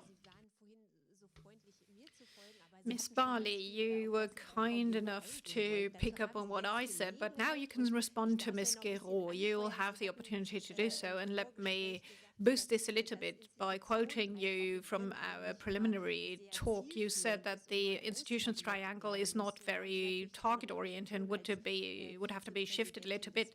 Now you are in a position as the Vice President of the European Parliament to maybe comment on these ideas. What would we have to change, structurally speaking? Well, I've jotted down so many words, I don't even know where to start. I will start where we stopped at in our preliminary talk, the institutions triangle and what I dislike about it and what would have to change. And I think here we might be able to agree. The two intellectual guests and me as a more pragmatic person. The European Union is a work in progress. You would have to acknowledge that. We cannot just say, well, let's look at the United States and China, and here we have Europe and the current state of affairs and the way things are right now. Well, I only partially share this dramatic appreciation. If you look at where we were at 40 years ago in our democratization process of the European Union, where we are now, we have made a lot of headway, and we've not reached the end yet. We would want to keep up the good work. Reinforcing, strengthening the European Union, making it more democratic, making it more legitimate for the people by strengthening the European Parliament, for instance, by introducing the initiative right of the European Parliament. And let me maybe break this down a little bit, because not everyone knows about it. So legislation, the legislative process in the European Union works as follows. The Commission, or as a rule, it's like that. There's a great deal of exceptions, but the Commission, as a rule, puts forward a proposal. It's its exclusive capacity. It's not up to the Parliament or the Council, by the way. But then when it's about deciding about what will come of it will be up to the Parliament and the Council and not the Commission. So this is something which, in a way, is checked and balanced, if you will. But of course, if you're the one putting the cards on the table, you can lay the table. So the Commission has this prerogative that we would want to have as a Parliament to initiate proposals, because we are the most European of all institutions. We are the only institution directly provided with citizen legitimacy. So this imbalance of power is one thing.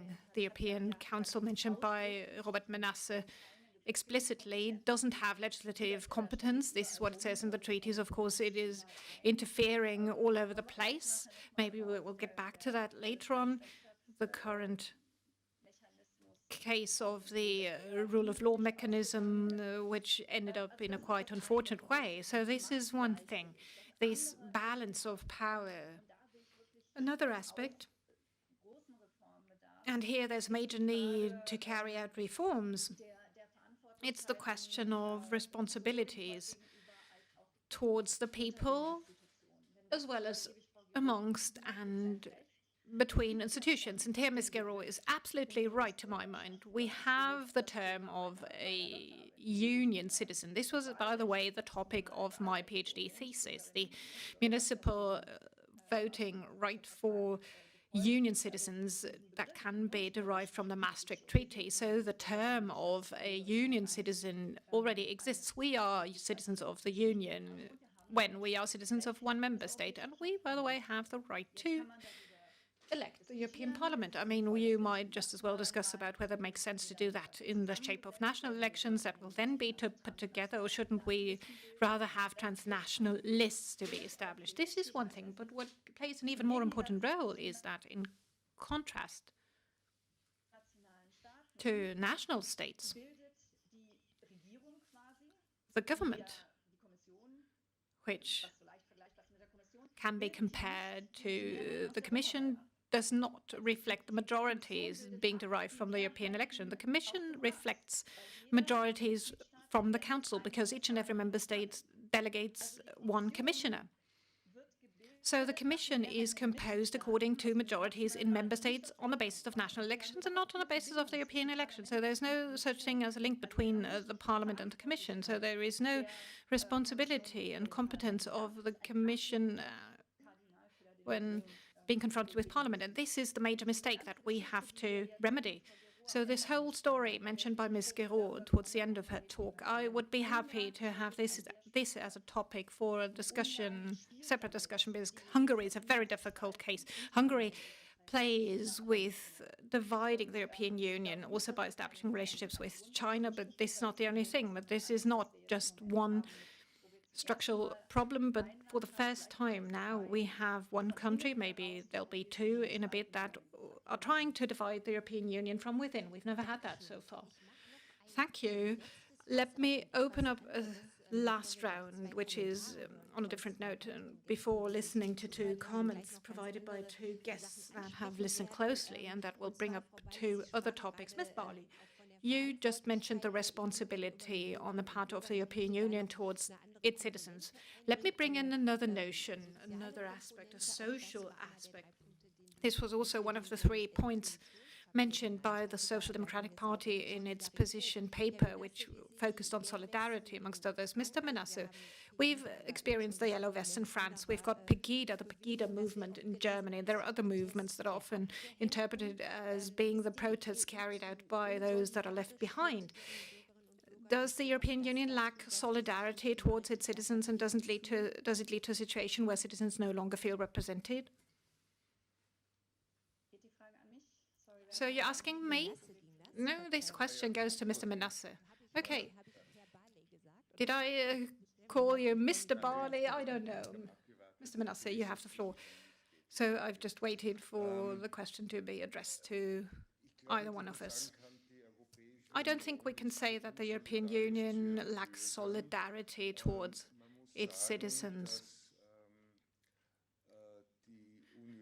We need to bear in mind that the European Union lacks capacities, lacks leeway and opportunities to make for an equal status of its European citizens and to commit itself to social equality in Europe, offered to all citizens in a pragmatic way. The way things are, it is quite plain to see that the citizens of European member states have their interests represented by their national government. This is what they expect them to do. And if in this interplay of national governments with European policy making and joint decision making, or preventing joint decision making, whenever there are problems, differences, crises cropping up, then protests are directed against their own national governments, whilst at the same time going on in abstract, undifferentiated opinion building against the European Union, complaining about it. Let me mention a very specific example. As a rule, things work as follows. Whenever there's a problem cropping up in Europe, whenever citizens feel that there is a problem they have with Europe, then national heads of state and government fly over to Brussels to negotiate the matter. And if it's about a joint problem such as the pandemic or the financial crisis, if you like, or let's say the crises that we experience in Europe on a regular basis. So we're talking about crises that no national state can solve in silos or on its own. Or let's mention the refugee crisis. This is not something that stops at national borders. You cannot sort out the financial crisis in a national context, or the climate crisis or the pandemic cannot be solved by one state on its own. So they all fly to Brussels to negotiate.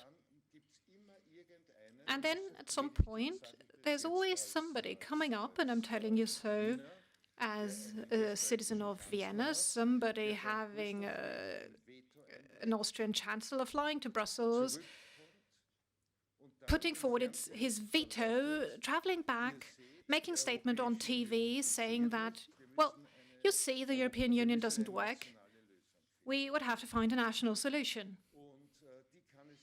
And there is no such thing as a national solution. What can we learn from that?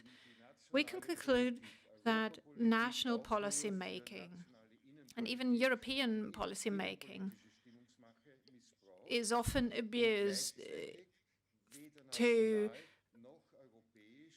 wage an ideological war without coming up with a European solution. And then this gives rise to protests. And this takes us back to the systemic matter. As long as national governments are supposed to take decisions, as long as they want to be re-elected by showing up as defenders of national interests and being perceived like that by their population, and whenever they fail, they put the blame on the European Union, which is then seen as the one that caused all of this. This will not actually bring about a solution or any progress in European cooperation, and it will not be able to prevent regular protests from happening that feel left behind, that feel betrayed, and that feel marginalized. Thank you very much, Mr. Minister. So this takes us back to the systemic issue. Yes, this takes us back to the systemic issue. You mentioned the persons that do not feel represented. Maybe they will have a say now in what the two guests will tell us. You have painted a big picture here, three guests here. Thank you so much. But we will now welcome two experts looking into two specific policy fields, the environment and social matters. Lara Burkhardt is going to start. She's been social economist since 2019. She has been with the European Parliament, but Dilara Burkhardt is also very much impressed by the diversity and the power she experienced. She was politically committed in student strikes in her home region, Schleswig-Holstein, against the G8, not in Fridays for Futures, and then she thinks that a lot of things have to change in Europe, looking at a sustainable future. Thank you so much. I'll be glad to jump in. Thank you so much for this very intriguing debate. When you're in the European Parliament, you've got practical work. I just attended a debate on biodiversity, and of course you need to think about European matters because they are very much shaping our policy making. I'm the climate politics sidekick here, and let me mention what I understand by European sovereignty and breaking this down to climate-related policy matters.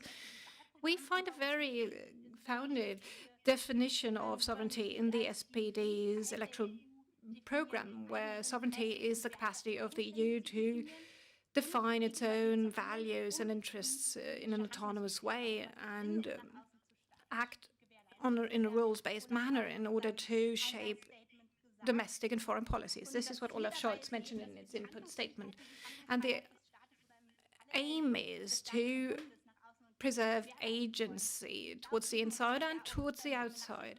And I believe that Mr. Menasse highlighted this already. There's a second dimension that has to be included, i.e. that European sovereignty has to be geared towards preserving agency and diversity of citizens to act. And according to the FES survey that laid the groundwork for this event, we learned about European sovereignty, that when Europeans are asked about what they associate with sovereignty, they often come up with terms such as independence, freedom, self-determination. Why should these nations of independence, freedom, and self-determination not apply to individuals as well? So we have to ask ourselves not only how to become sovereign as Europe, but how to become sovereign as Europeans. How can we reach sovereign Europeans, and what has this got to do with climate policy? I'd like to talk about the ruling by the Federal Constitutional Court, which was groundbreaking. We've had similar complaints also by Belgium, France, and Portugal, so it has a European dimension, and these two objectives of sovereignty are very well brought across here. They become visible very well. For one, the ruling says that the more CO2 we emit today, the more we will restrict the opportunities of future generations to act freely. And on a federal level, some conclusions were drawn from that. The objective, the target by 2030 was enhanced. The climate neutrality is supposed to be achieved by 2045 at the very latest. So climate protection is protecting freedom, provides justice between generations, provides for sovereignty, independence, liberty, self-determination of future generations. And in the EU, we've got similar discussions with the EU Climate Act, where legally binding targets are supposed to be fixed. How we can become the first climate neutral continent in the European Union. What we know is that fixing objectives is something that everyone can do. It's far away, it's abstract, and you don't have to specify how to reach those. But now it's up to us to find the answers as to how to implement those endeavors, how to make sure within Europe that nobody will be left behind. An equitable transformation is the buzzword. We've got all sorts of different challenges and starting situations in Europe as to how this socially equitable transition can work, according to the opportunities that we have in the different states. And we've got the Yellow Vest protests, which include and imply the social dimension. It's about sovereignty. It's about each and every citizen regaining freedom to act by an ambitious climate-related policy, and not just those that can afford it. So this is one dimension, but we've got also a more outward dimension. Let me mention independence, that is often associated with sovereignty according to the FES study. I truly believe, and maybe this is very controversial, that in climate policy, independence is something that is largely counterproductive, because we know that the climate crisis doesn't stop at national borders, doesn't stop at the external borders of the European Union either. So European and global cooperation is of the essence. And I feel that we've had a very intriguing discussion in the EU when it comes to independence, in particular when it comes to energy supply. In 2015, when the Energy Union was launched, we can say that this was the energy-related precursor of the Green Deal. We've seen that one motive of wishing to do that was to become more independent from fossil fuels and from autocracies. But back then, we didn't have the debates we're pursuing now about hydrogen, for instance. They were not as explicit as we have them now, and we didn't have those climate-related targets. But now, in the climate-related discussions, hydrogen is pushed up to a high level, and let's wait and see whether the EU will be the power to decide whether hydrogen is supposed to be green, blue, grey. This is a discussion going on right now, and this example goes to show that energy policy and sovereignty makes us more independent from authoritarian states, but it has to also include cooperative dimensions so as to set decarbonization as a benchmark globally. And there's often a challenge made by conservatives saying that the EU on its own cannot save and rescue the climate. We're just 8 to 9% of the global CO2 emissions. That's what we account for. And what's the use of us taking care of the problem on our own?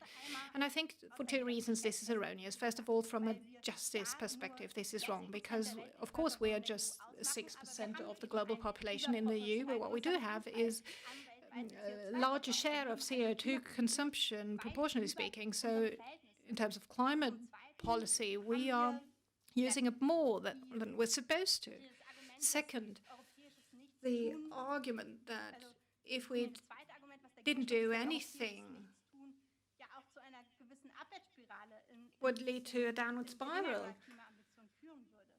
bringing down climate ambition. This is also something that I would challenge. I mean, in the ruling by the Federal Constitutional Court, we find clear tasks. The state has to stand up for more climate protection, has to act as a role model to set the benchmark, set the course. And here sovereignty as agency of the state comes into play, and we realize how European sovereignty makes a positive impact on the international climate stage. With the European Union, and this was something that applied in the past, we formulated ambitious climate targets and we've worked towards them in a most credible way.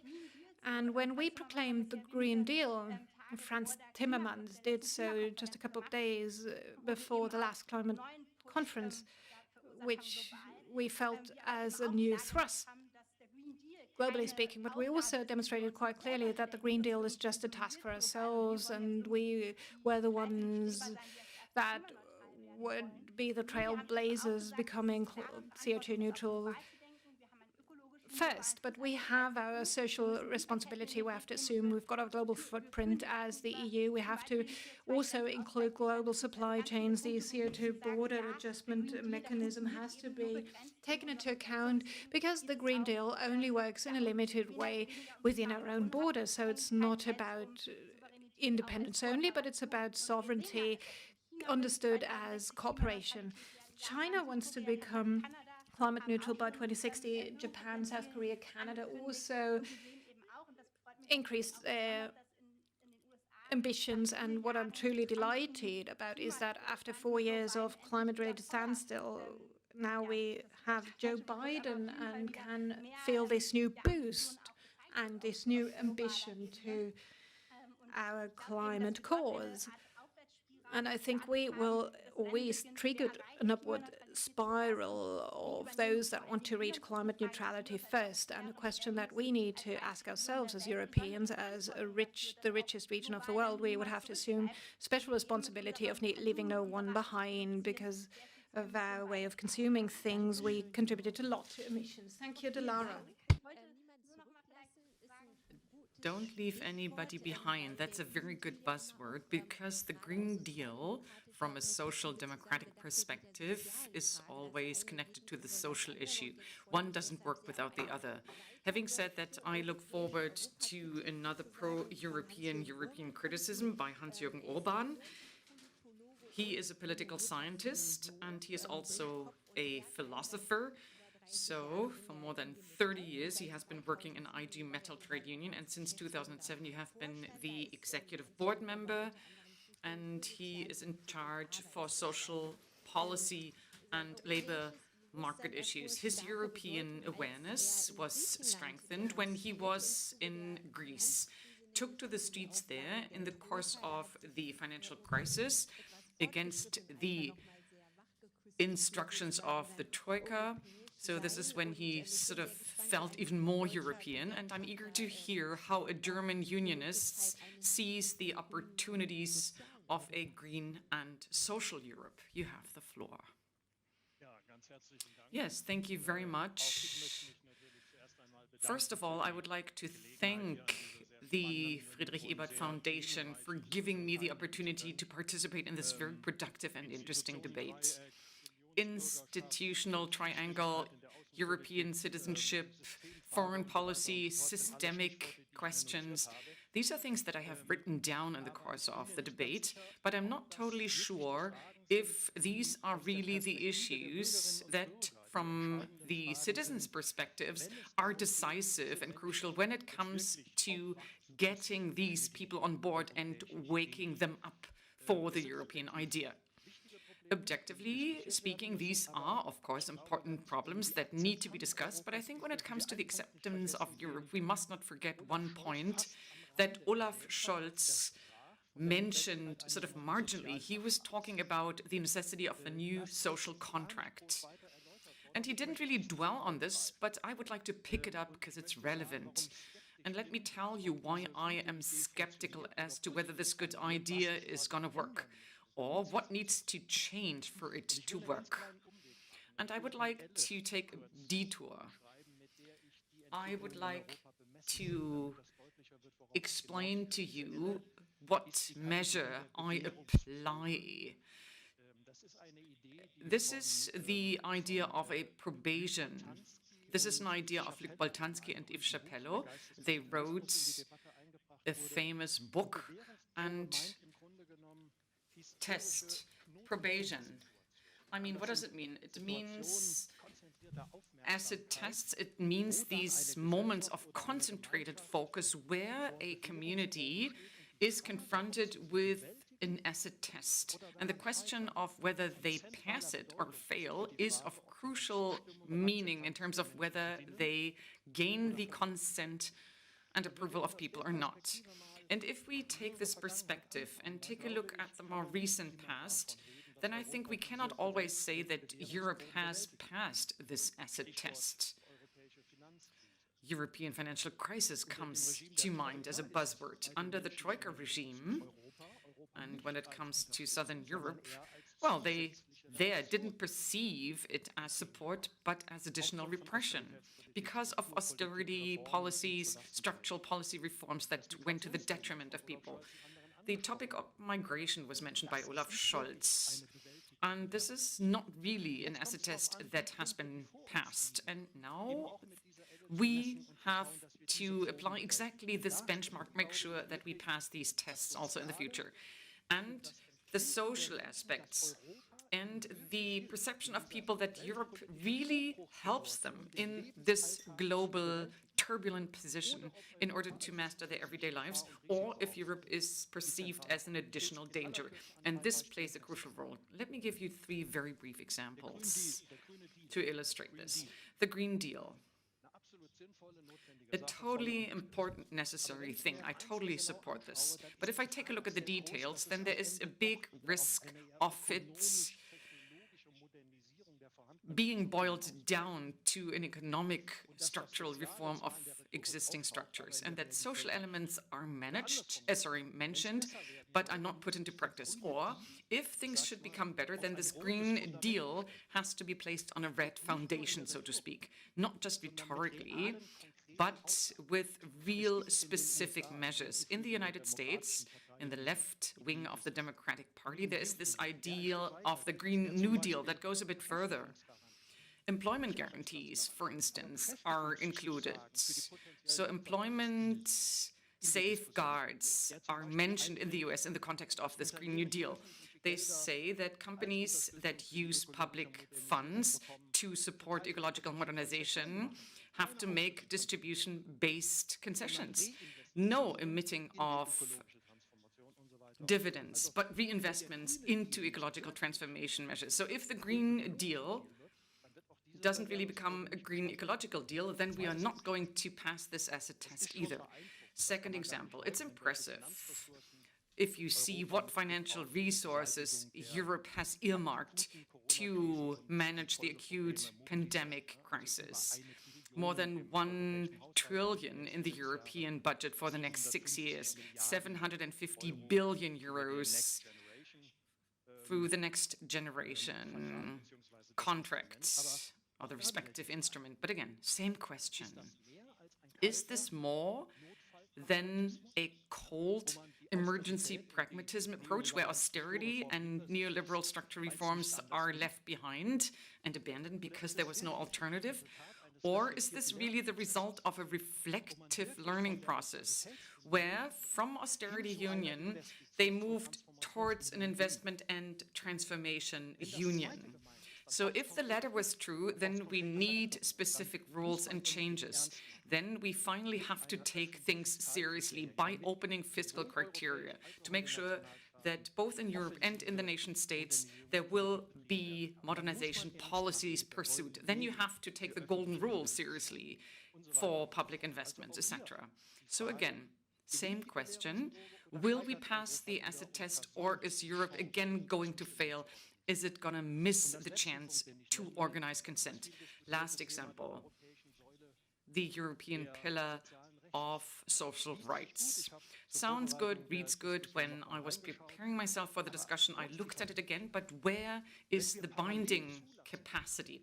If we allow that the European Court of Justice, by referring to the primary treaties, permanently focuses on economic market freedoms, if it says that it's more important than social basic rights, and if it, for instance, prohibits that in public procurements, bids will only go to those who have collective agreements and comply with other standards, then this remains rhetoric.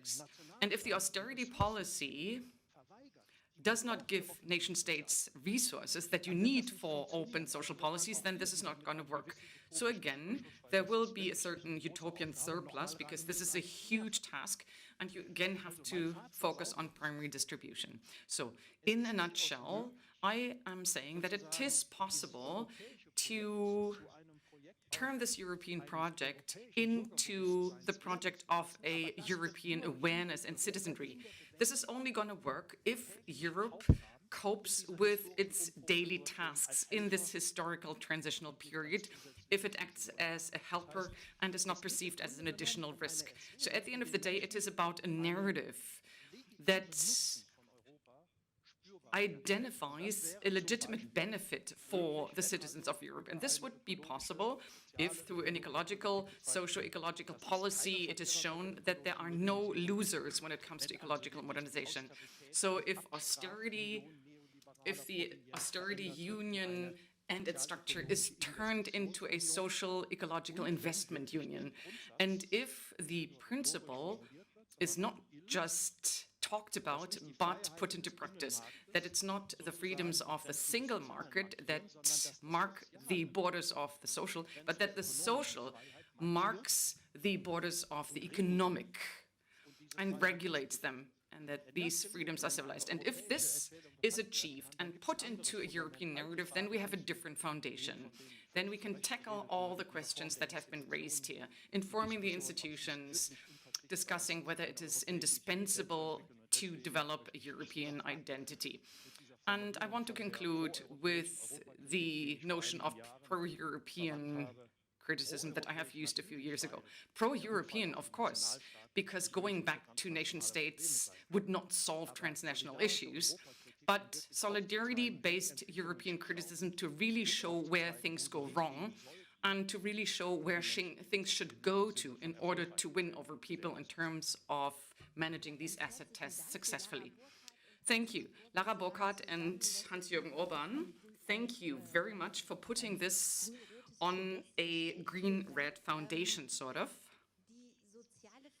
The social question, Mr. Orban, you just said it, is closely connected to the question of sovereignty.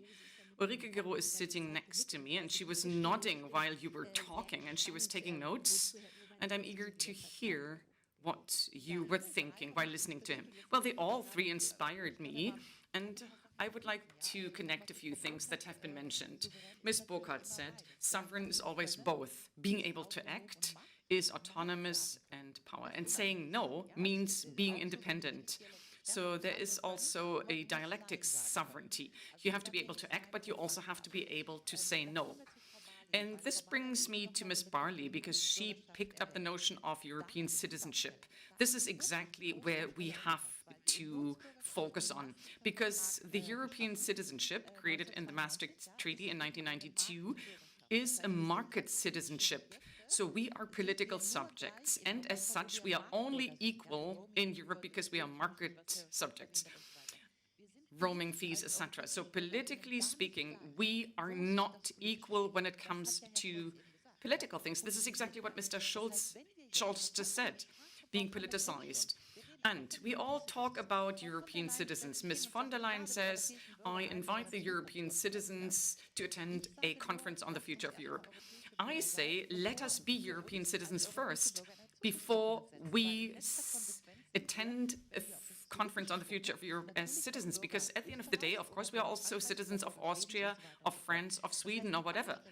So what we really have to do academically and politically is that the notion of citizenship is shifted where people use it already, that is European citizenship. European citizenship doesn't just mean that we are single market objects and we are equal. We are also political equal subjects and objects of this union. This brings me to Mr. Orban, but first to Mr. Menasse. He posed the systemic issue. But if we connect what Ms. Barley said and what Mr. Menasse said, so how can we politicize the European citizenship? Then I can say we have many opportunities now. We have the Future Conference now.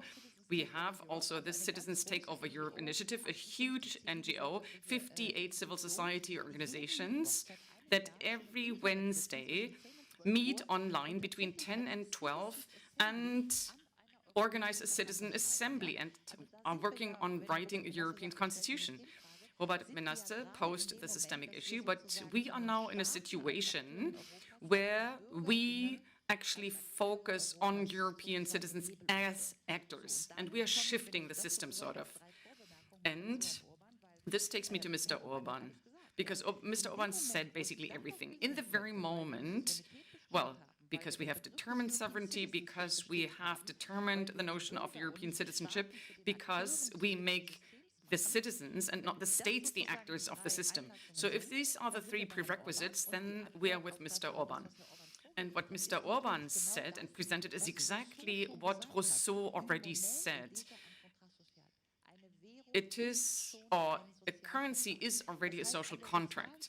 So when it comes to the social issue, Europe is going to win or to fail. I'm totally with you. By the way, I think we met in Hanover in 2018 at a very nice event. And this is when we discussed this already. And I don't want to do product placement, but I wrote this book, Was ist die Nation? And I used Marcel Maus's notion. He was a French philosopher. In 1923, he said the nice sentence, those who decide the social issue together will found the nation. Why? Because they jointly agree on equal social rights. And I think this is what Mr. Orban was referring to by saying we need to make a social change happen. We cannot just make climate change happen that goes at the expense of people and at the expense of social aspects. By the way, praise to the German Finance Ministry. There was a paper of the German presidency last year that said, I mean, I was almost collapsing, that there is the perspective of a European unemployment reinsurance. And I think this was very bold and courageous. So something was really happening. And if we put this in the fore, and if we understand that the currency is already something social, so we embed the Europe fiscal union in equal social rights for European citizens, then where are we then? Then we are exactly in the European Republic, because Republic basically means that we say and define that citizens are equal in terms of their rights.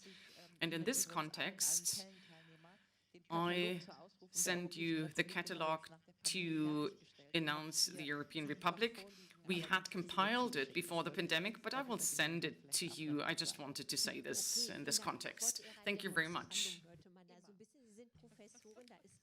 Well, you're a professor, so this is well understood. Ms. Barley, let me give away something that is not a secret and it is not touching upon your honor.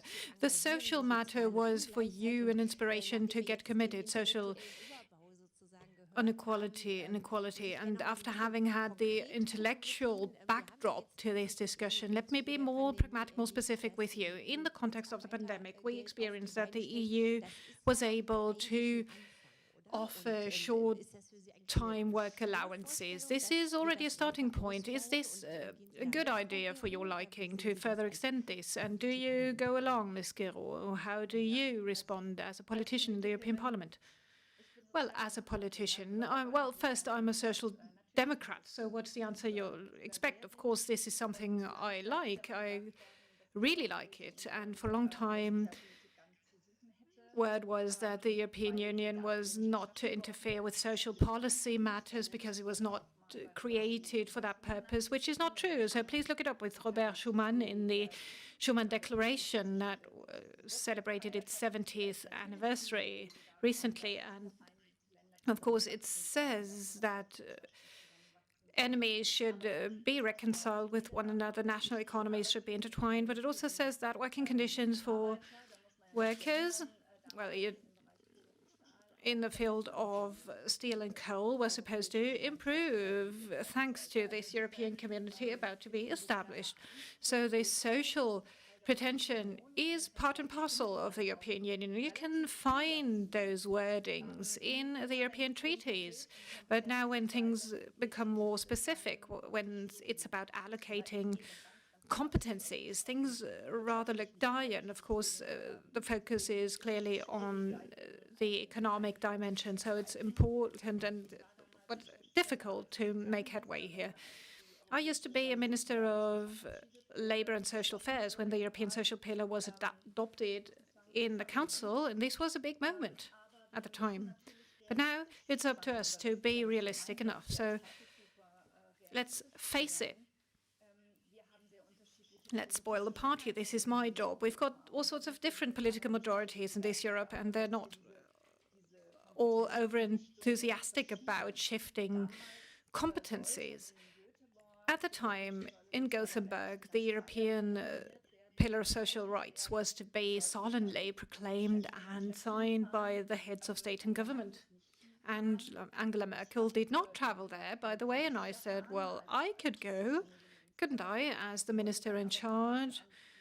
But the Chancellery did not allow me to do so, so there was no such thing as any solemn signature because Germany was missing on that occasion. So this was just a symbolic act, but it was a symbolic act all the same.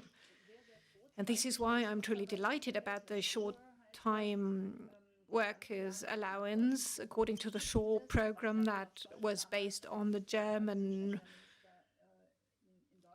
model, and Olaf Scholz, as the Labour and Social Minister, drafted that concept. This is worthwhile pointing out that this was an ingenious invention. But to my mind, to our mind, of course, this can only be a first step. People expect us to reach more equal living conditions. This is an objective, cohesion, and this has to be reflected in the social rights of each and every one. When it comes to practical aspects, there are many problems. It's not just a problem as to whether we would want to do it, but how we would want to do it. And if we look at one goal of Social Democrats, and the Social Democratic Commissioner Nicolas Schmidt from Luxembourg tries to implement that aspect, this is not such an easy thing. And at the Social Summit in Portugal, not much headway was made. And who is resisting that. It's not the usual suspects, but it's sometimes also red and green government countries such as Sweden, because the Nordic model to find minimum wages differs largely from what we find in the south of Europe. Here, bargaining partners do it on their own and don't want to have any interference whatsoever. So there's all sorts of different problem areas to work on. But the European Union is work in progress, as I said, and I'm truly optimistic, I'm truly confident. In Europe, Social Democrats have a hard time right now. So with minor differences from one country to another, but it's a general trend. Things will become different again, maybe in the aftermath of the COVID-19 pandemic. We will make progress. And there's so many more things that I've jotted down that I was going to add. Let me please finish with one sentence on the European citizenship. On the one hand, and I don't know whether I understood Ms. Guerreau correctly here, the Maastricht Treaty did not only link economic rights to European citizenship, but also political rights, mind you. For instance, the right to elect at each and every place of the European Union, at each and every place of residence. And I think this political awareness that this entails, i.e. people considering themselves as European citizens, is something interesting. From the 1st of June, I will have a new assistant who was born in Strasbourg, who studied in Spain, who also spent some time in Germany. I could not actually tell you all of the aspects in his CV because he's been all over the place, and this is rather the rule instead of being the exception for young people, at least for those that went to university. I mean, for this generation, this has become such a natural thing, and this is to be taken for granted. And they would understand themselves as being European citizens much more than the older generation does. So I hope that the legal reality will actually follow suit. Thank you for this reply. Let me state this more clearly. European citizenship is just like that. If I'm an Austrian, and I'm an Austrian, I pay my taxes there, and I could not elect the National Council there, and I cannot elect at a national level, although I can elect in a European election. So we do not share three things. Taxation is something we don't share. We don't share access to social rights, and we don't share elections. These are the three defining elements of sovereignty, and that would be the major challenge to be addressed when looking at the Conference on the Future of Europe, to link this union citizenship, which is an evolutionary term that we can further develop, that we politicize it, to make it a full-fledged European citizenship. That would be my plea. That would be my call.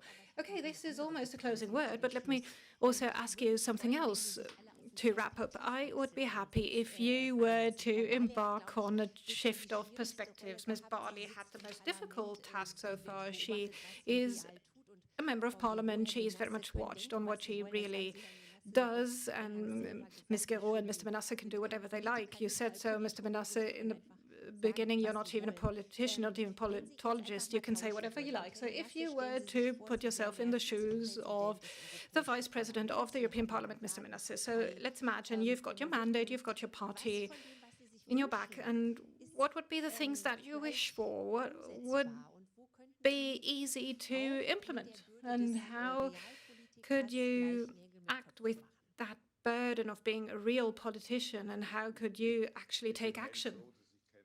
Well, I'm so happy not to be a politician, and not a real politician, but if I were to, for instance, sit in the European Parliament, and I once had the privilege, by the way, to attend a meeting and to speak in front of the European Parliament. And on that occasion, I said what I am reiterating right now very briefly. I would try and display more imagination while staying pragmatic and down to earth, having discussions with people. I'm aware that in real politics, you cannot change things and push things through overnight. And I'm aware that you have to forge alliances, you have to find compromise, etc.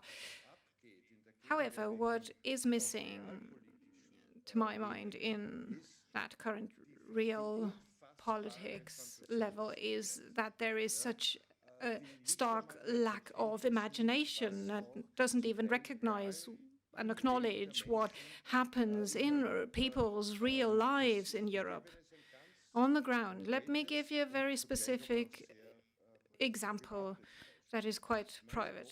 Mind you, my daughter is married to a Czech.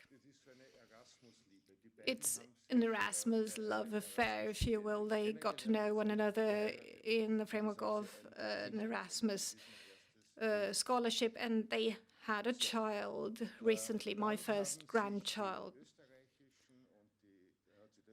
Then the Austrian state and the Czech state did some ping pong when deciding who was in charge of paying child benefit. Well, the Czech said, well, the mother is an Austrian, they live in Austria, so it's up to them. The Austrian said, well, the father is a Czech national, and once they reside in the Czech Republic primarily, you cannot waste Austrian tax money to give child benefit to an Austrian baby. It went as far as the child celebrating its first birthday.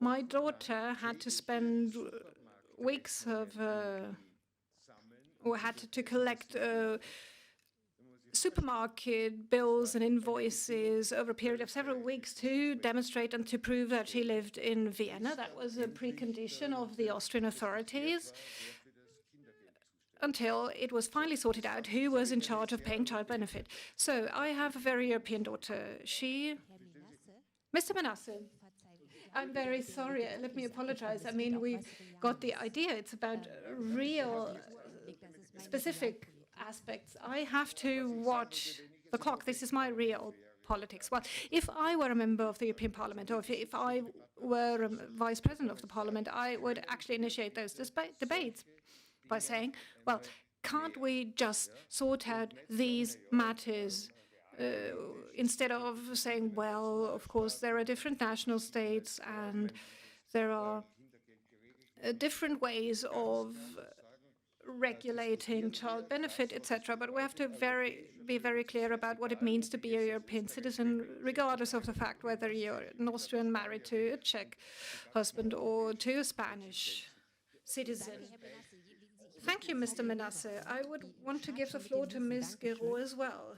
Yes, it's precisely what we've discussed about Mr. Orban, and you said it, Ms. Barley, Mr. Manasse. European citizens have to enjoy equal rights, in particular in the social realm. And Ms. Barley, my wish for the Conference of the Future on the Future of Europe is to have a European citizenship card, which could go alongside with your cash card in your wallet. Maybe it could be an electronic card that would allow you to travel from Gdansk to Barcelona to live there. You can enter authorities, get your retirement benefits, child benefit, etc., without any problem whatsoever. This would be European citizenship, full-fledged equal rights given to European citizens. And then we would have sovereignty in its purest sense, because those European citizens would be as sovereign as to be able to shape democracy. This sounds very much in terms of real politics. Thank you, Ms. Guiraud. Ms. Barley, you are in a wonderful position. You read the papers, you teach at university, you can think freely, you are a free spirit. And now you are listening to Mr. Manasse and Ms. Guiraud, who are somewhat mixed up in the swamp of Brussels realities. If you were them, what would you give them as a hint, as a recommendation? Well, I am a lawyer, a very passionate one, and I very much fight for basic rights and human rights. And this is maybe one dimension of the European citizenship mentioned by Ulrike Guiraud. what I find important is to guarantee the right to each and everyone to file a suit in front of the European Court of Justice whenever European legislation is violated. And this is not something that we have right now for each and every individual citizen. This might sound very abstract, very technical, but basically this is something very real, very tangible, because citizens would then be granted a lot of rights. We don't have any constitutional complaints so far in that way. Ferdinand von Schirach mentioned it in his initiative recently, and I fully subscribe to that. Maybe let me reply to Mr. Menasse. It's not about things not being sorted out in the European Union. There must be a rule that states where to get child benefit from. But of course, the two countries are having an argument. And Ms. Giraud, let me answer to you that child benefit is maybe coming in different amounts in the Czech Republic and in Austria. And this has to be that way because the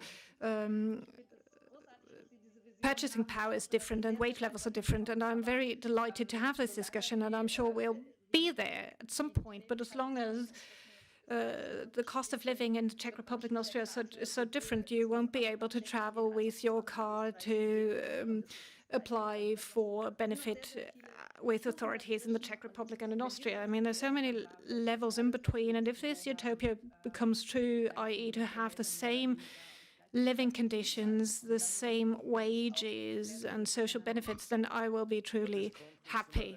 But it won't come just overnight out of the blue. Thank you. So you're sticking very much to your role. You're the realist and you're pushing beyond that. And we need both dimensions. Thank you so much for bringing this vast diversity of perspectives. Robert Menasse said we need to display a great deal more imagination. And Olaf Scholz said we need more courage. And in terms of foreign relations, we have this momentum now, a window of opportunity where many things can be decided. And maybe let's do the right thing with imagination and courage. All the best to you, and wherever you are in Europe, enjoy. Thank you.